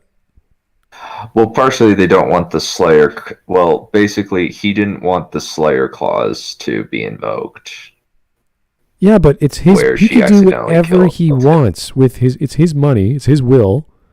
He could rewrite his will at any time and say, oh, you know what? He doesn't even need a will. He could just say, hey, nurse, I'm giving you all my money. Here's a written affidavit, or here's a written statement of mental health saying, I do this of sound mental health and I give all my fortune to this person, X, done. So I think the problem that he sees is basically like, even if she killed, because she injected him with the morphine, he thinks that like she by accident has killed him, and so he wants to avert suspicion from her and make it impossible for her to lose the fortune by saying, like, I killed myself. Wait a second. So he thinks she killed him? Yeah. He thinks that she killed him by accident by injecting him with morphine. Oh, he thinks she did it by accident, and he still wants to give her the money. Well, he already wrote it into his will, and that's why he's killing himself, is because he wants to make sure that she doesn't lose the money that he wants to take away from his. That is, I don't know. That's pretty weak. He could have killed himself in any other fashion if that were the case. Well, yeah, it's super weird. Like he thought that like he had like 10 minutes, but the problem is like it seemed as though like Marta had like enough time to go out the door, then climb back up, then go down the stairs and sneak around the house, and then see him kill himself with a knife. And like supposedly it only takes 10 minutes for the morphine, but the thing is he wasn't injected with morphine. So and she told him the symptoms of morphine, and when he didn't feel any of the symptoms after like 7 or 8 minutes, he should have been like, oh, maybe I don't have maybe I wasn't poisoned. It's kind of just like, God, come on, Ryan, write a better script. It's not hard. Yeah, it's like, just as I am describing this movie, just like not even giving any value judgments, it just sounds ridiculous. It's just like, this is not very smart. This is kind of just weird and contrived. Kids claim to be self-made overachievers, and one by one, they begrudgingly reveal that isn't true. Project strength, hide weakness. That's the Thromby way. The performative outrage. One of us killed him. One of his family killed him. Is that what you're suggesting, Lieutenant? This movie has a third eye laser focus on making sure you understand the emotions of any character in any context. Like that moment that Ransom realizes he already got away with it. And if you think I am dumb enough to be baited into talking family business, Literally 2 seconds earlier. I mean, Walt, he's done well with what Dad gave him. Really, Dad hands him a book twice a year, and Walt publishes it. The set design, the sound That's design, the pretty acting, the writing. fair objective assessment of how a publishing thing works. Writer gives book script to publishing house. They publish it. Yes. Yeah. He gave him money. He's not giving him money. He gave him a job. Cinematography, the editing. I love a tight little movie with big things to say, executed on this level. Chris Evans post Captain America. It doesn't have big things to say, other than a really cack-handed political discussion about the wall. There's very little big ideas in murder mysteries. To my knowledge, at least. Maybe there is in, I don't know, other subgenres like spy thrillers. But no. Yeah, like Captain America: Winter Soldier is a very tight, well-constructed spy thriller.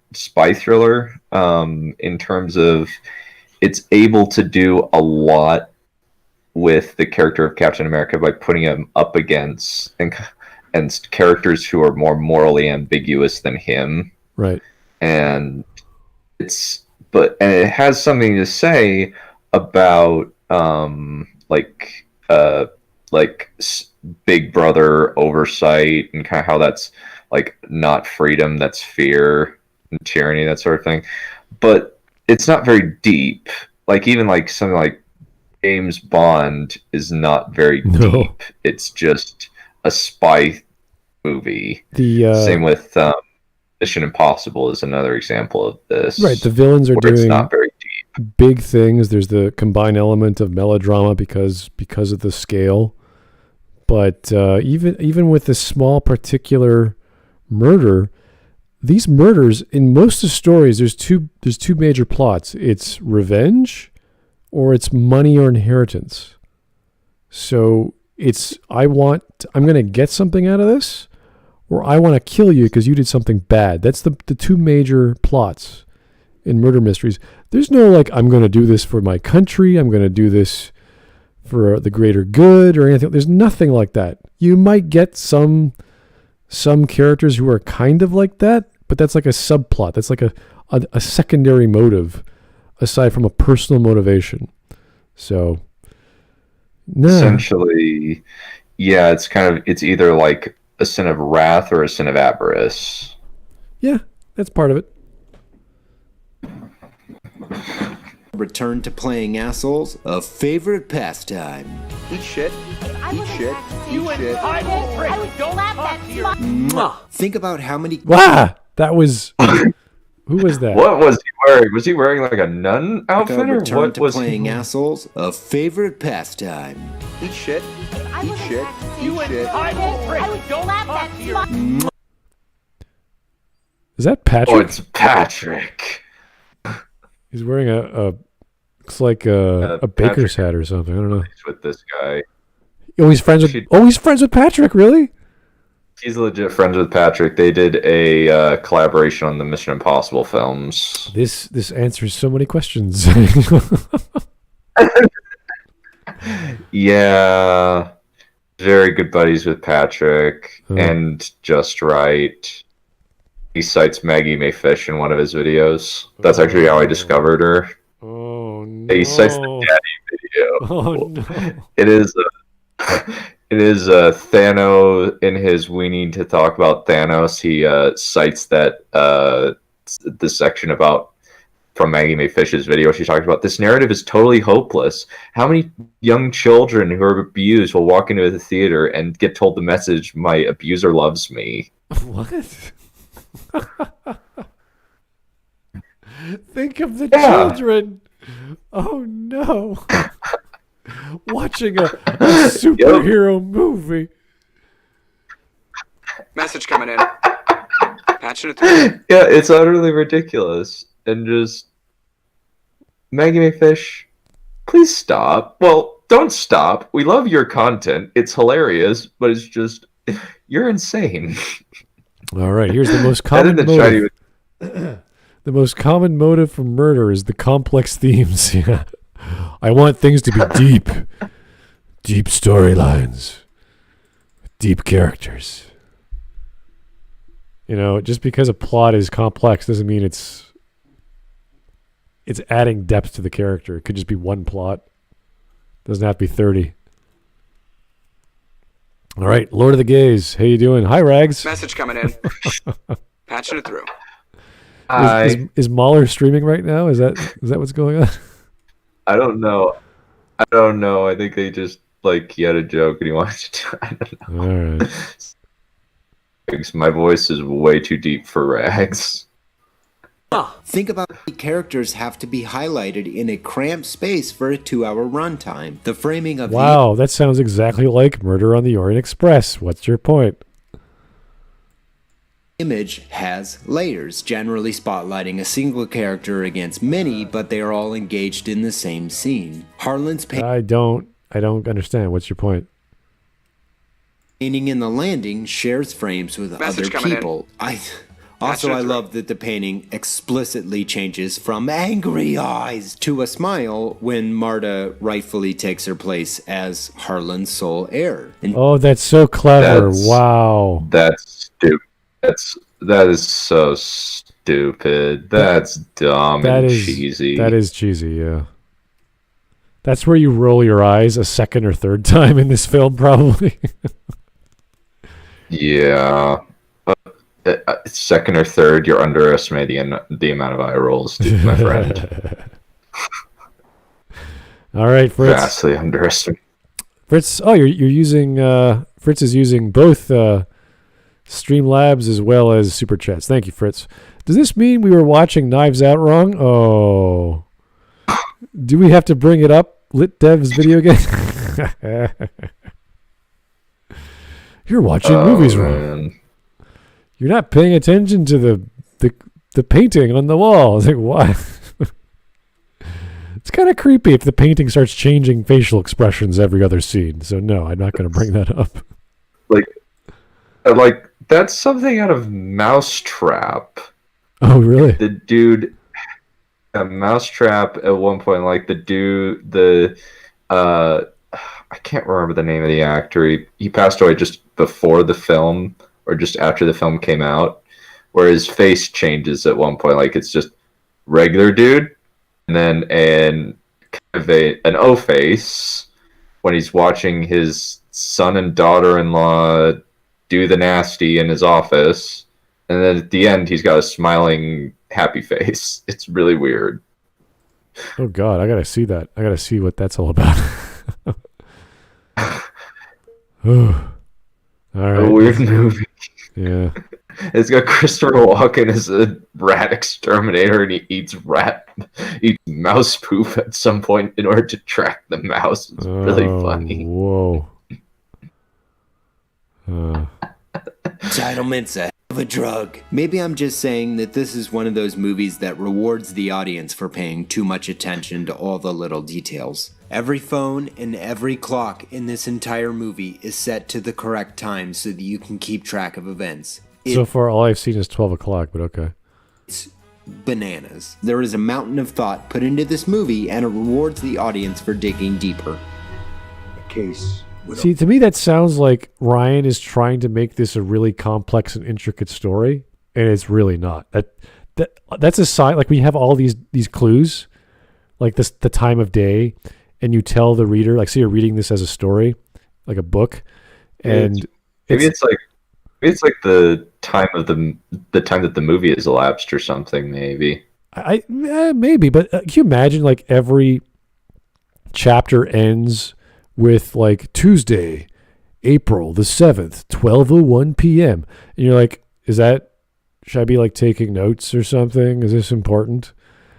And they keep doing that, so it's like, oh, I better be taking notes because it's so intricate. It's so I need to know where everyone is at every single time, so I can figure out their opportunity to commit this murder, and it turns out to be completely worthless. And that could be a red herring, that could be a bunch of other crap, but it's really pretentious when you start doing bullshit like that. You should never. Can you imagine, like, at the end of a story where you think time is so important, and the detective's like, oh well, if you paid attention to how fast it takes to get from point A to point B in the city, you must have ran half the way and then taken a car and then climbed the fence, and then it's like that would have taken 2.4 minutes. You're like, really? Oh, I guess if I was paying attention and knew the lay of the land and how athletic the potential murderer was, whether he can climb a fence, yeah, I would have figured it out. But that's so dumb. That's actually exactly what happens. So essentially, to conceal the fact that he's been murdered, and so she leaves as this guy is like apparently taking a smoke outside, so that it's clear that she's left. Then she sneaks back, she takes the left, supposed to turn in a specific direction, but she actually turns in the wrong direction, so she has to erase the tapes, and she does it under the police's nose by destroying the tape and by accidentally messing it up. Then she walks up, gets a robe, walks down, and nobody sees her. Somehow nobody sees her. She walks back up in the dude's robe to make it seem like he died later than he did. And it's a mess. It's a really weird movie. A hole in the middle. It's about the craft beyond the surprise. All right. When I talk about objective critique, one of the elements of analysis or criticism is using the craft and how it was made, and you can critique you can judge the craft of something. So we could talk about the cinematics, the dialogue, the performances, all sorts of other artistic and technical things. So when he says surprise, I'm assuming that means the plot reveal. It could be. I would assume so. Yeah, it could be a plot twist. It could be. It's like multiple.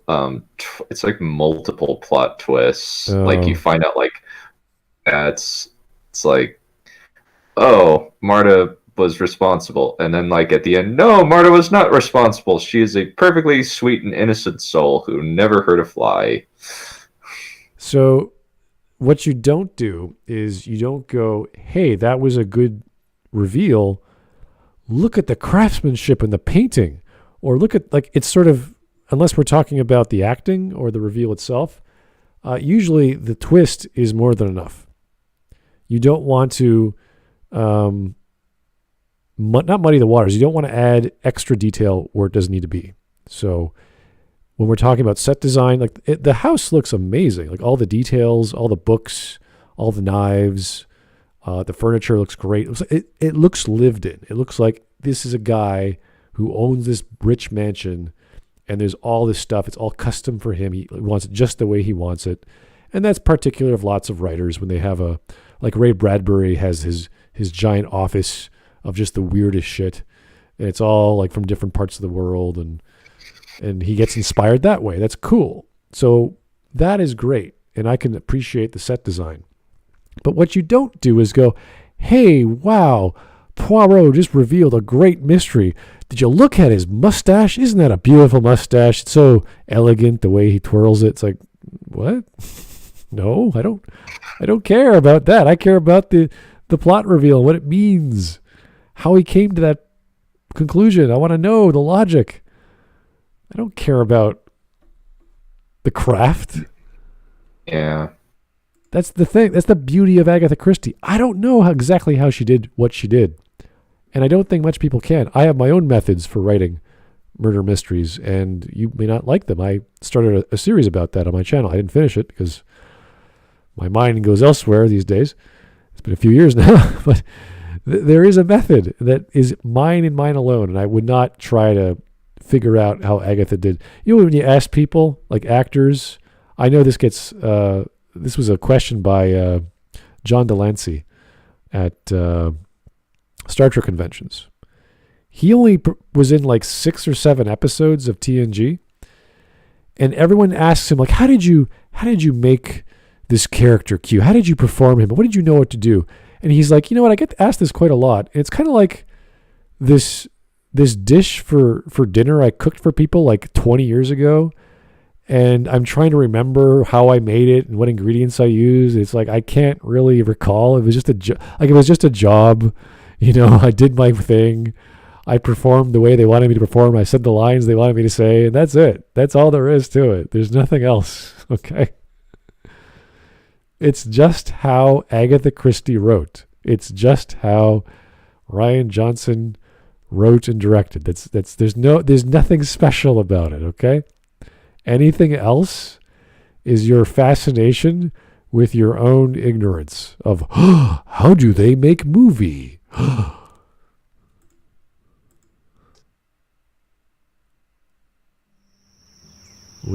no. Oh no, what is this? Oh, great. This is our reality, the status quo screaming to keep things just the way they are. The microaggressions, What? Oh, I think he's referring to white people versus Mexican people. Oh, God. Or, South American refugees.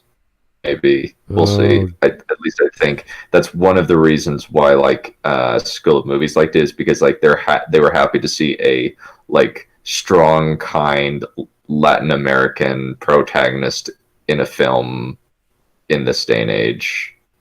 Okay, so they like the political undertones of the story, I guess. Whatever. Yeah. Pandering, concealed rage. Immigrants. We get the job done. What? Sorry? The events of this very silly movie are in service of a literal radical redistribution of wealth from a self-made empire to a caretaker with an undocumented parent. Wait, what? What? Yep. That's not redistribution of wealth. That's someone giving money to a person because they want to. Yeah. I can't. Oh, come on. Why do they have to? You know, this is when we talk about people who are politically minded or have a bias. For him to even utter those words, you already know where he's coming from and why he's saying that crap. That is such a stupid thing. It's called inheritance and having a will. It is one of the most common elements in murder mysteries. To have this rich guy who's everyone wants the money from, and when are you going to die, and who's the next of kin. Mm-hmm. Oh. Yep. But no. It's redistribution of wealth, clearly. Yeah. Well, no, it's basically a lateral shift of one person becomes wealthy to another person becomes wealthy. It's not redistribution. Redistribution of wealth would be this guy giving his money to a bunch of different Hispanic families or lower income families of any ethnicity. This is just a lateral shift. It's just one person was wealthy, now this person is not wealthy. Yeah. That's all it is. Subtle this isn't. Marta has a whole lot on her plate. I mean, before the whole, whoops, I switched the bottles, but actually I didn't, but it still killed my friend thing. Which is probably the best dedication you could make to the genre on behalf of Agatha Christie. Oh, shut. What? How? How is that the best dedication to the genre? How? We're talking about the entire genre? Every book? Every subgenre. Oh, it's the best thing you could have done. Why? Why? It's like, hey, you know, most murder mysteries involve poison. If you were to involve poison, that's the best way of preserving traditions in the murder mystery genre. It's like, no, it doesn't. No one cares. Also, that part at the end. Oh, the part that we just saw kind of reminds me of the end. Where Hugh Ransom has been outed as the bad guy, as the killer. And then, like, he grabs a knife, and supposedly from that rack of knives, apparently he can't tell a fake knife, from a real knife. Really? So he grabs a knife, and he goes to stab at Martha, and it's slow motion. Then he comes down, and like the knife is in her chest, and then like Marta's looking up at him, blinks, and just what? And he pulls up the knife, and it turns out like it's a sliding prop knife. Oh boy! Then he just slides it in a couple times, just like because he wants to see if he screwed up. Oh wait, so he doesn't know it's a fake knife. Nope, he doesn't know it's a fake knife. Anyone who's picked up a knife, there's that thing called the tang. The tang of the knife is the part where the blade meets the handle. And you know very well, as soon as you pick up a knife, the weight of the knife, because the metal goes all the way to the end of the handle. It's called a full tang. If you do not have a full tang, you could feel it. If you do not even have a real knife, you'll be like, what did I just, this is weird. Like, what am I holding? Because every knife is solid. It's a solid piece of metal. Yeah. Yeah, I guess the thing that he's going off of is, like, he can't tell a fake knife from a prop knife. And then, like, he's just grabbing a knife from that rack of knives. Even though there are knives that are clearly not fake. That he just grabs what looks like a Bowie knife type thing. And it's this fake knife. A Bowie knife. Maybe we'll come up to it. Pretty big. That's a big knife. It's some kind of it's like designed like a Bowie knife. Maybe we'll get to see some of the stuff with the rack of the chair of knives somewhere. All right, here's another donation. Thank you, Joseph.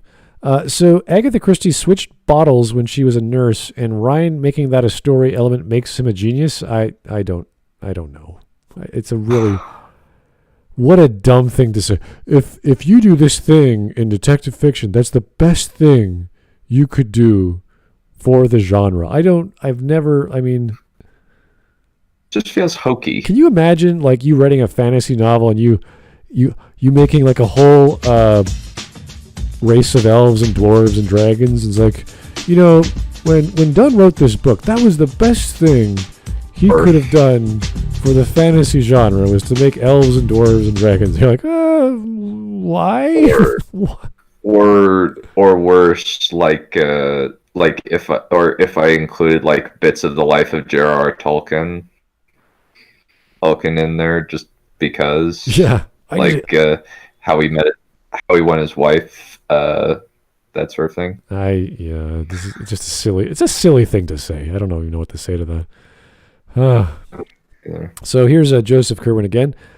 Perfect Host did the fake knife thing better and with a full-on katana. Wow, that's a big fake knife. Wow. That's kind of impressive. Yeah. Is it like dull or made of like plastic or something? It sounds like a gigantic switchblade or something. I don't know. Yeah. How do you do that? In a sword. I don't know. Anyway, okay, we've been rambling on about this crazy take, so let's just keep going. By the 1960s, she herself was disavowing her own characters. But did you know? She thought Hercule Poirot was a self-absorbed ego jockey. Hercule was the most police. He judged everybody so harshly that no one was good enough, except for... No, not at all.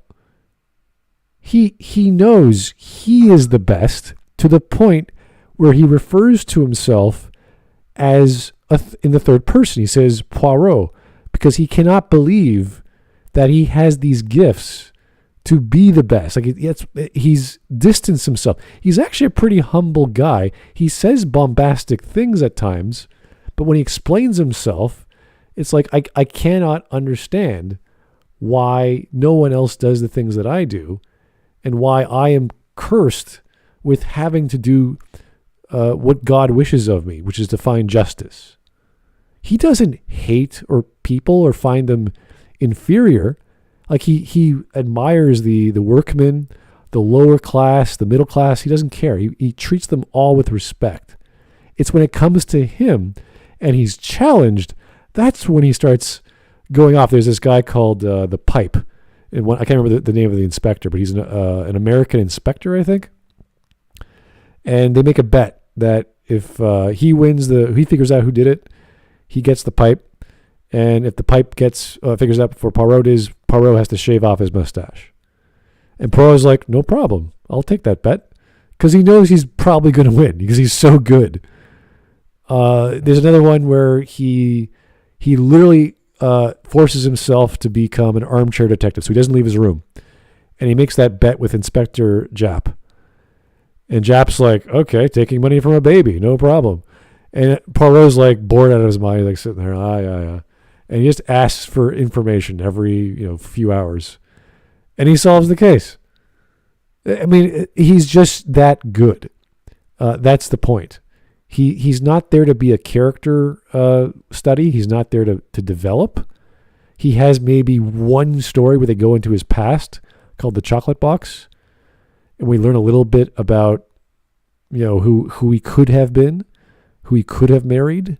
But that's it. There's nothing else about him. Everything else, he's just a logician, and he's constantly obsessed with right angles and everything in its perfect place and order, to the point where even he's frightened of his secretary there, Miss Lemon. She has a 7-tier, or is it 12-tier, I can't remember, filing system in her office for all of his cases and all the people he meets. Even he is scared of her because he knows that she's really smart too in a different way. So he respects people of all different types, regardless of their social caste or intelligence. It's when he's challenged, he'd be like, no. I am the best. I am the greatest. And I would prove it. And he doesn't say it because he's showing off. He says it because he's about to solve the case. Anyway. For David Suchet's Hercule Poirot, he's a good boy. You can stay.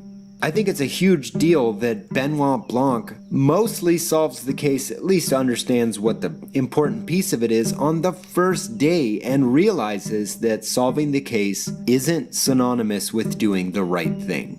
It is an unmovable fact that I killed. This is true. This is also present in several of Poirot's stories.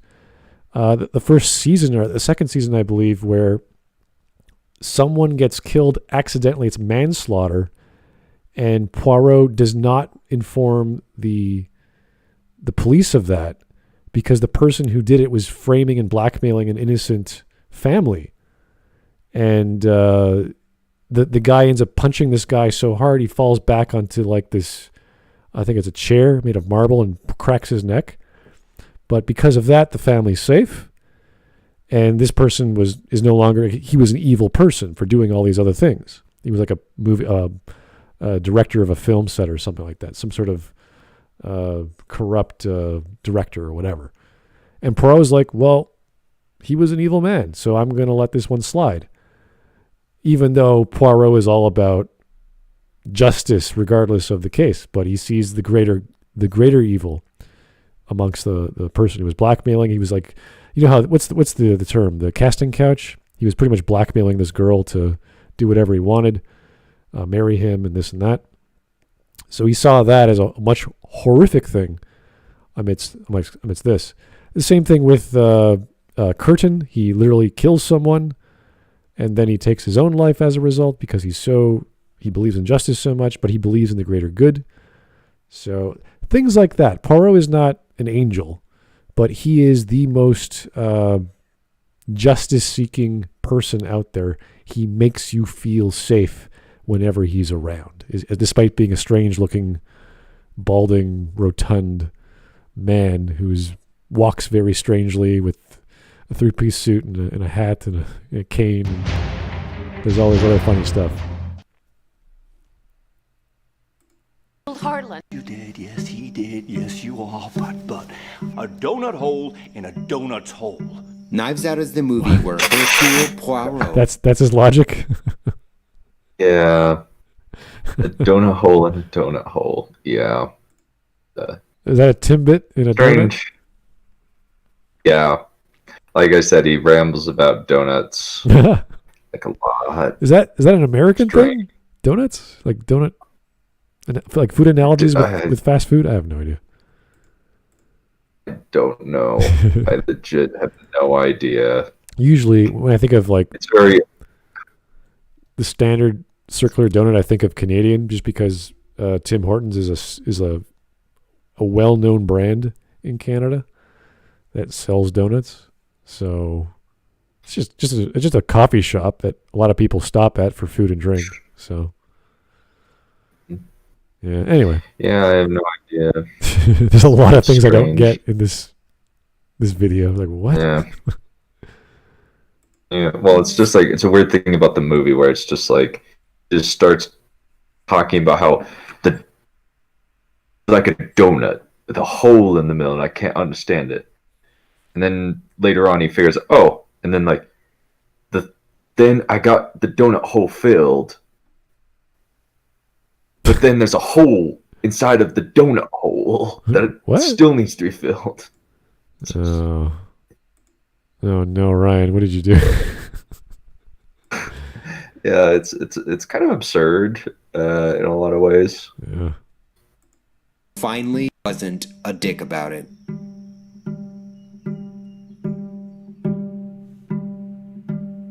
And they said, "What trope? What trope? What did I miss? What the hell is he talking about?" That I killed Harlan. Yes, you did. Yes, he did. Yes, you are. But a donut hole in a donut's hole. Knives Out is the movie where Hercule Poirot finally wasn't a dick about it. What are you talking about? What the hell? What do you? What? When Poirot solves a case, he explicitly explains everything out, so the audience can follow along and make sure that their deductions were wrong, so that there is only one answer. And he does that by airing out all the dirty laundry. You have to do it that way. You can't just skip suspects. You can't just say, yeah, you're fine. Next. You can't just do that. And the reason why it's messy is because everyone needs a motive or potential motive to be the killer. If you don't have that, it's not interesting. You have, 5 suspects, and there's only one motive. You're like, oh, well, you can't be jealous. You're a kid, or you're a 14-year-old girl. There's no way, or you're too old. You have to have multiple motives, and then you have to bring those motives out. Oh, you weren't jealous. You were just drunk, and you liked to party, and you said some crazy things. Oh, okay, that makes more sense. Like stuff like that.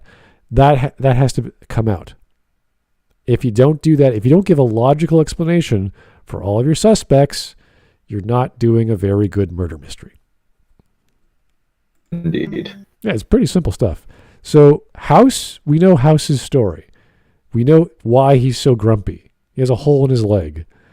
And every moment of his life is pain, but he's also a genius, and it helps him focus. That was Elementary.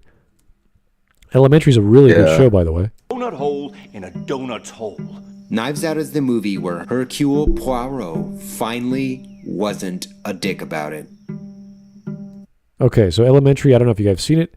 I do recommend it. Amidst all the other permutations of Sherlock Holmes, it's a miniseries. It's been on for, 7 years? I don't even know. Must be done by now. But a long time. Yeah, no. I was highly skeptical when I saw the trailer. I was like, "Ooh, this is not looking good." With Lucy Liu as Watson. Watson equivalent. Yeah, but great acting, great stories, believable, not too over the top like the BBC Sherlock, which started off well enough and then just got weirder and weirder, and then dumber and dumber. This was consistent. This was actually well done. I sat through a few episodes. A few of them I were like, meh, but a lot of them were like, this is decent. This is I can understand this. So, bravo to Elementary. I like it when stories get better as the years go by. Not the Kenneth Branagh. No, that's no. His accent alone is bad enough. It's like, ooh, that's not Belgian, sir. That's I don't know what that is. Maybe northern France. I have no idea. And they said all of that while simultaneously making one of the most immensely entertaining movie watching experiences of the 2010s. Before the decade where we couldn't do that anymore. Wait, hang on. How are you supposed to segue out of that? Molto bene. Now he's switching to Italian. I don't. These make sense. Yeah, he's going. This is really strange. Yeah. I'm a pretentious prick when I start using other languages in subtitles. Yeah.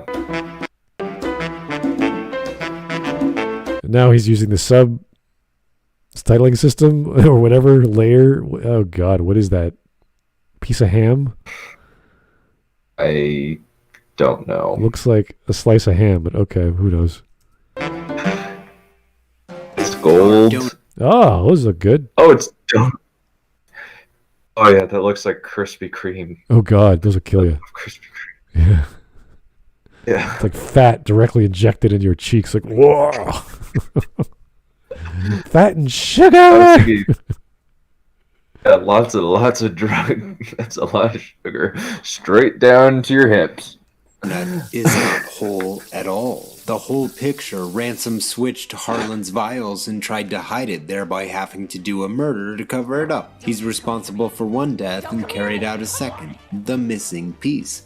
When you watch this movie for the first time, it sticks with you in a way that movies don't necessarily often do. And I think it's kind of important to keep in mind that Ransom was not the only person removed from Harlan's will. All of Harlan's family was removed from his will. Hugh simply out first and had the opportunity to do something about it. When I think about Knives Out, what comes to mind was not that Ransom did it, it's that any one of Harlan's family could have committed these crimes. Okay, so that's good because you want the possibility of the suspects to all commit the crime or whatever, changing the will or whatever they were trying to do, but you still have to explain it. So hopefully the detective's able to do that at the end. So that would make more sense.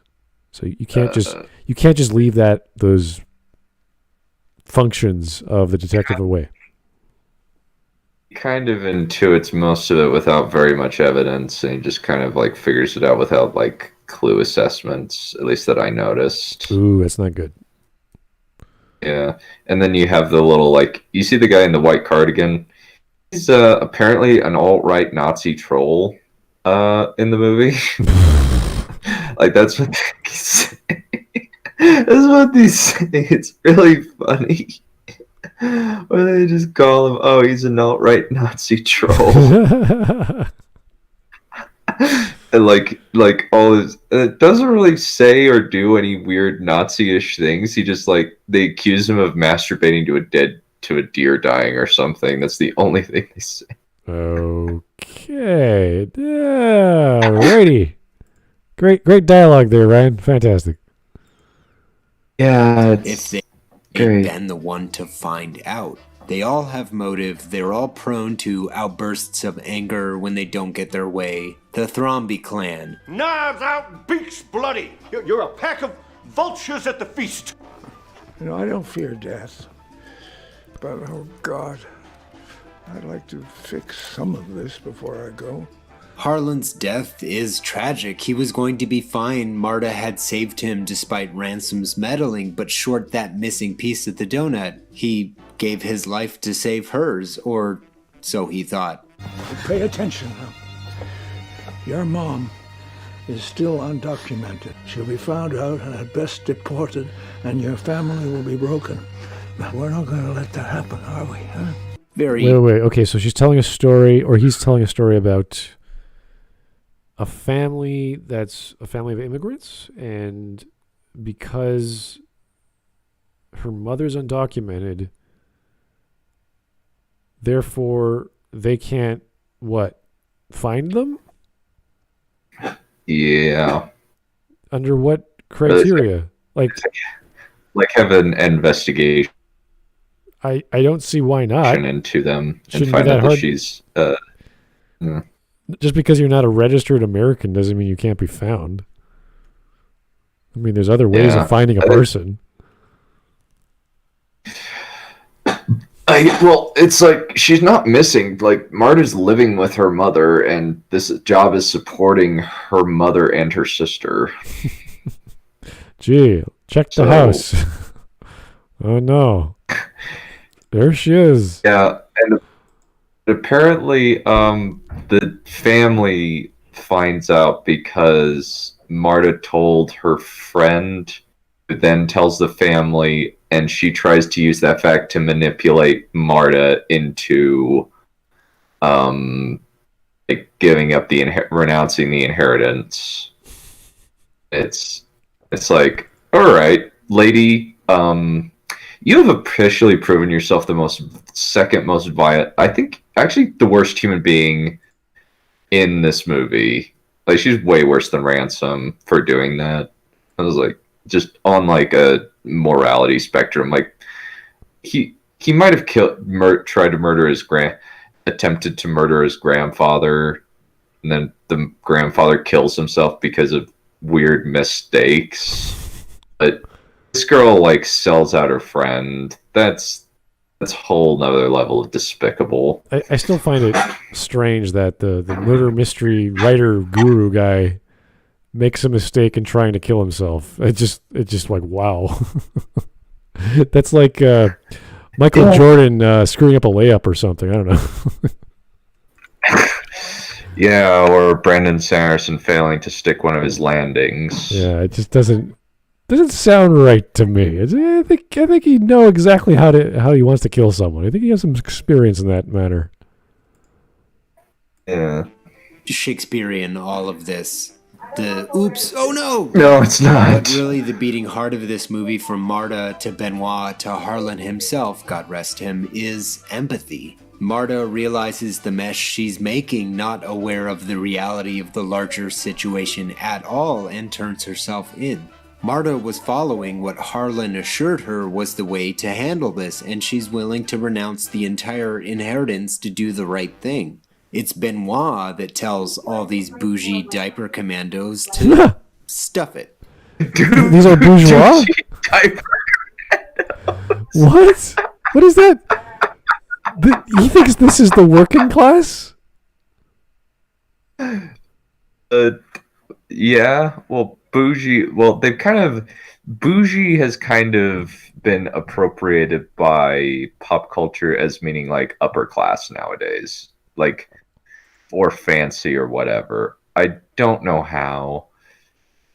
Does that make that's not even there? There is the proletariat, then there's the middle class, and then there's the upper class, right?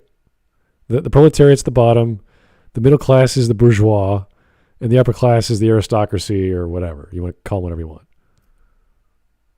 Oh my God. So they just appropriated a term and just ran with it to say upper class or combine them. I don't know. I just... We know exactly where this guy is coming from. It's like, yeah, okay. We know the language. And also, just call it angry bougie diaper commandos. What is that? What's a diaper commando? What is it? I have... Mikey comes up with a lot of weird insults. You've seen John Wick, right? The first one. Yeah. The first one, just the first one. So he calls Yosef, the Theon Greyjoy app, a revolting molting penis face of toxic masculinity. That's a pretty... I wish I were making that up. That's a pretty, yeah, it's a pretty involved swearing there, sir. Oh, God. You have not been good to her. You have all treated her like shit. Maybe in some weird cosmic way, we're all Alan's assistant, falling asleep when the Thrombies talk in circles for hours to Alan about how Harlan could not have intended for this to happen, that his entire empire belongs to them, not Marta. An assistant played by Carrie Francis, who manages to steal scenes from Jamie Lee Curtis and Frank Oz. So... Ow. Turn down for what? And everyone in this movie... Oh, that's she why... doesn't. That's... So that's why he likes it. The working class, the little guy, gets all the inheritance. Therefore, she does a great performance. That's a well, not even like that. It's just this like background. I think that might even be a joke because she's a background actor. She has no lines in the movie. Saying that we are the assistant, and like somehow she manages to steal scenes from Jamie Lee Curtis and Frank Oz. It's factually wrong, dude. She doesn't have any lines. How can she steal a scene? It's of weird assessments of quality. Yeah. We need to do this guy's Last Jedi video soon. It's really weird. Or his John Wick one, if only to laugh at some of the weird things he says. I think about 3 or 4 things he says and has written about is just, I'm like, what are you even going on about, sir? I think the technical elements he talked about, the lighting of digital film is like, okay, that's cool. It doesn't bother me. Yeah, that's on point. Yeah, it's fine. It's a technical thing about filmmaking, and that's something I don't know. So it's like, yeah, that looks great. But it's just when he digs into the plot and the acting and the rest of it, that's just like, ooh, this is like weird. Yeah, what you need to do is look at stage productions or even Christie's stage productions. I guess Raymond Chandler stuff. Get some American murder mysteries. There's all kinds, but just look at something which might be similar. I think Sleuth, he gave that example. That might be good. And use that as a basis for your analysis. Say, okay, well, this film did this with these characters about this plot, and this characters in this story did this way. And use that, say why it's different and why that's good or bad. That's a simple way to do it.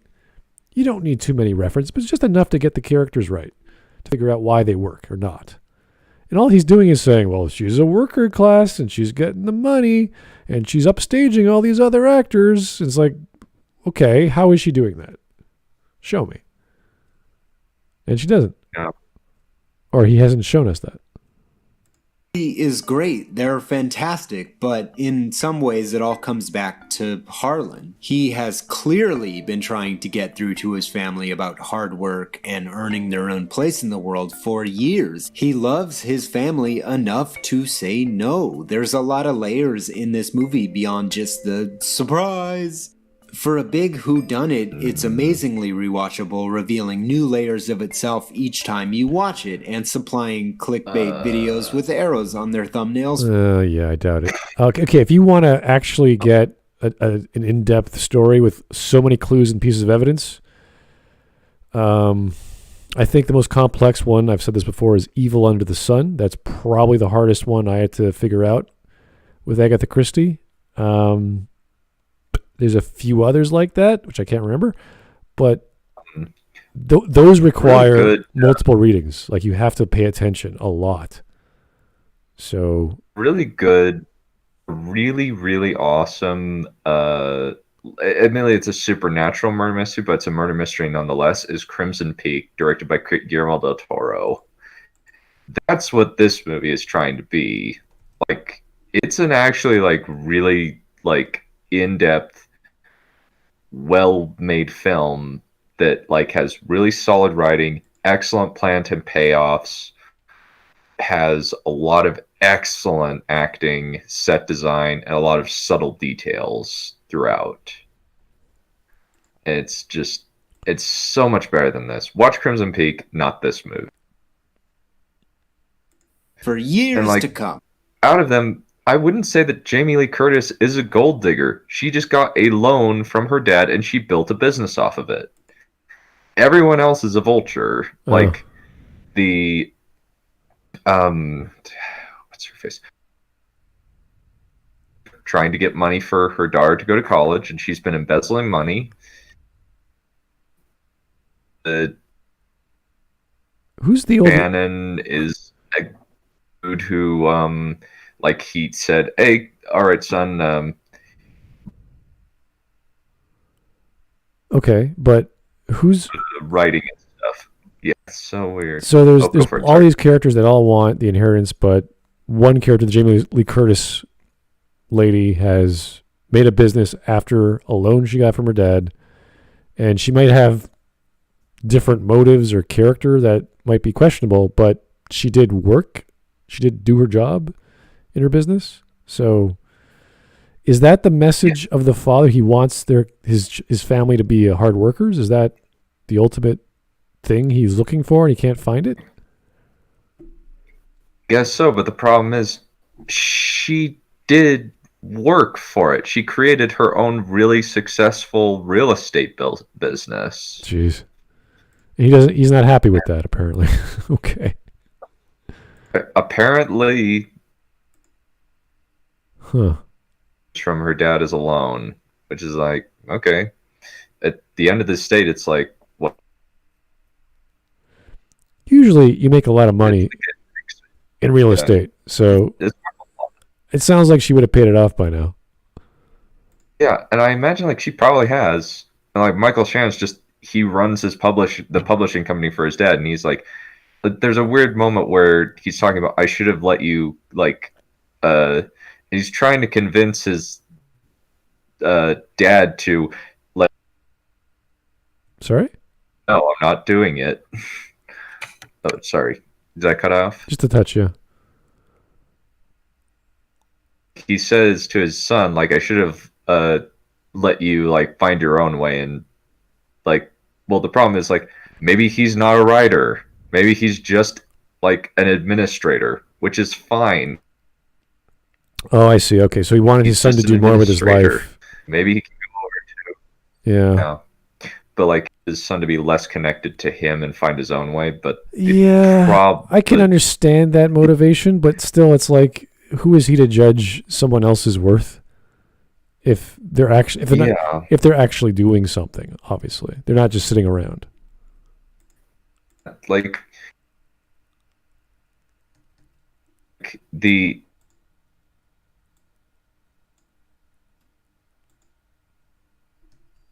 Dunn? Hello? Sorry. I don't know why my mic keeps cutting in and out on Discord. It's annoying. But essentially but it's just like Rian Johnson is clearly like trying to make political commentary about like using the kid calls the girl on the far left an SJW snowflake. And like some people have said like he kind of looks like a little Ben Shapiro. Yeah, let's just keep going. Let's finish this take. Right. It's such a weird movie. A film plays in the sandbox that Agatha Christie and many, many others played and invented in for years and years. A beautiful homage that stands Okay, so when we talk about Agatha Christie, we're talking about the golden age of murder mysteries. Very distinct from other ages, other writers, and especially other countries. So I don't know exactly what genre or period we would put Knives Out in, but I wouldn't say it's a locked room mystery. It's not a certain style. There's no multiple twists to cause you to question the murder technique or murder weapon. It's you got slashed in the throat. It's pretty obvious. The time period is supposed to be modern day, at least like 2018, 2019 or something. That certainly helps with the style, but it's also based off, like, this is probably America with the accent that dude has. So, yeah, it's like supposedly like somewhere in like Boston or something. Okay, so Boston in the rural areas, I guess, if you're having this. Most stories happen in a mansion far away from city life, so that's not uncommon. It's the style. It's the style of storytelling as well as the actual tricks used, and that's why locked room mysteries are usually involved with the Golden Age or Arthur Conan Doyle, or even back in Edgar Allan Poe. I think you have one of those. So it's what level of cleverness did Rian Johnson use? That's what I'm mostly concerned with, because if there's not extra layers of the murder weapon, the murder technique, who is where, what alibis they have, there's just, okay, you have all these people who are pretty much all the same. They all want the inheritance. Why would they commit murder? That's not special. There's at least a few stories by Agatha Christie that involve inheritance as a possibility, but not as the ultimate motive, because no one knows who's who or who's connected to who until Poirot has to go back to London and search up some names of who married who and who was the child and this and that to figure out, oh, this is who's going to benefit if this person dies. And that's why there has to be a second murder, because it goes to the next of kin and that sort of deal. So there's a pattern. It makes sense. This has no complexity. It's one death and one inheritance, which is not confusing at all. So, and the problem is it's just overstuffed with way too many characters that don't get very well developed over the course of the movie. It's just they're kind of caricatures, which I guess like he was kind of going for, where they're just like this group of like waspy white people that just kind of bicker with each other. That's like fine. Includes like a debate over fine, but it's just like, okay, Ryan, we see what you're doing here. This isn't terribly deep or interesting. Yeah, you don't need. I mean, there's a plug at homosexuality in Poirot mysteries. There's a plug at women's rights, or Poirot ends up donating money to an all-girls school because he thinks that the dean there is fantastic, and that's the right attitude. We should there's all sorts of little political undertones, but it's not a character-defining moment for any of the characters. There's only one, which I can think of, go for it. That involves homosexuality as a motive, but not as a motive to kill. It's sort of something to hide, because UK at the time, the 1920s, 1930s, 1936-ish, was not very open with homosexuality. They didn't accept it as much. So, but it wasn't a plot. It was just part of a person's character. Side thing. Yeah, it's like there could be many reasons why this person would want to kill this other person, but that was the actual reason. And that's the kind of thing I sort of like, yeah, it's not bad, but it's not great either. It's not a mistake. It just could have been, if I knew that in the 1930s that was the reaction to UK, because I have no idea what their acceptance level of religion and homosexuality was. So I can't assume it's the same in North America at the time. But if I knew that, then I'd have, that would make more sense. So that's sort of I can't even pronounce the word. I just, fourth time I'm stopping. Okay, just move on. Its own 2 feet. Knives Out, a film for anyone with 4 first names. Did I write that down wrong? Oh, and the whole movie functions like a hot sweater catalog, so it also has that going. Should I have made that layer 8 sweaters? Layer 8 sweaters. Oh, I'm out of time. The sweater layer? Hello, thank you for watching all the way to the end of the video. Special shout out to all these cool names in the Too psychedelic for me, man. All right, I think we're done. Whew. It's a weird movie. Yeah, well, cool. I mean, he got lots of good visuals. I like the kaleidoscope ending and the music, and his comedy I'm not too keen on. I didn't grasp some of those jokes, but okay.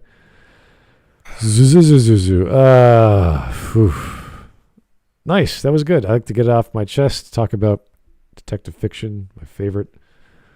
And talk to Dunn, because Dunn knows his stuff. I always appreciate Dunn's time. So, of course. Yeah, good stuff. I don't know what's happening tomorrow. I think LitDev is still doing his Life is Strange stream. I don't know who could tolerate that game, but whew, fun times in Gamerland. I'll probably pop on to see how he's doing. But yeah, that was great. Thanks a lot, guys. Thanks for tuning in. Thanks for Dunn for joining us and providing some insight into the film. And always keep them coming. Come to the suggestions section. I'm still going through them. I had to make another voting channel just for us at Smudcast so we could all cover them. We might be getting an old Smudcast member coming in Wednesday talking about The Last of Us Part 2. Let you guys guess who that might be. But yeah, keep them coming. Talk to you soon. And we'll see you real soon. Hopefully tomorrow, if we're free. I don't know. Dunn might not be free. Who knows? I know I just have a stream at 1 talking about the next 2 books of the Wheel of Time with Blue and Dr. Crow. That's pretty much it. Cool stuff. All righty. Good night, folks.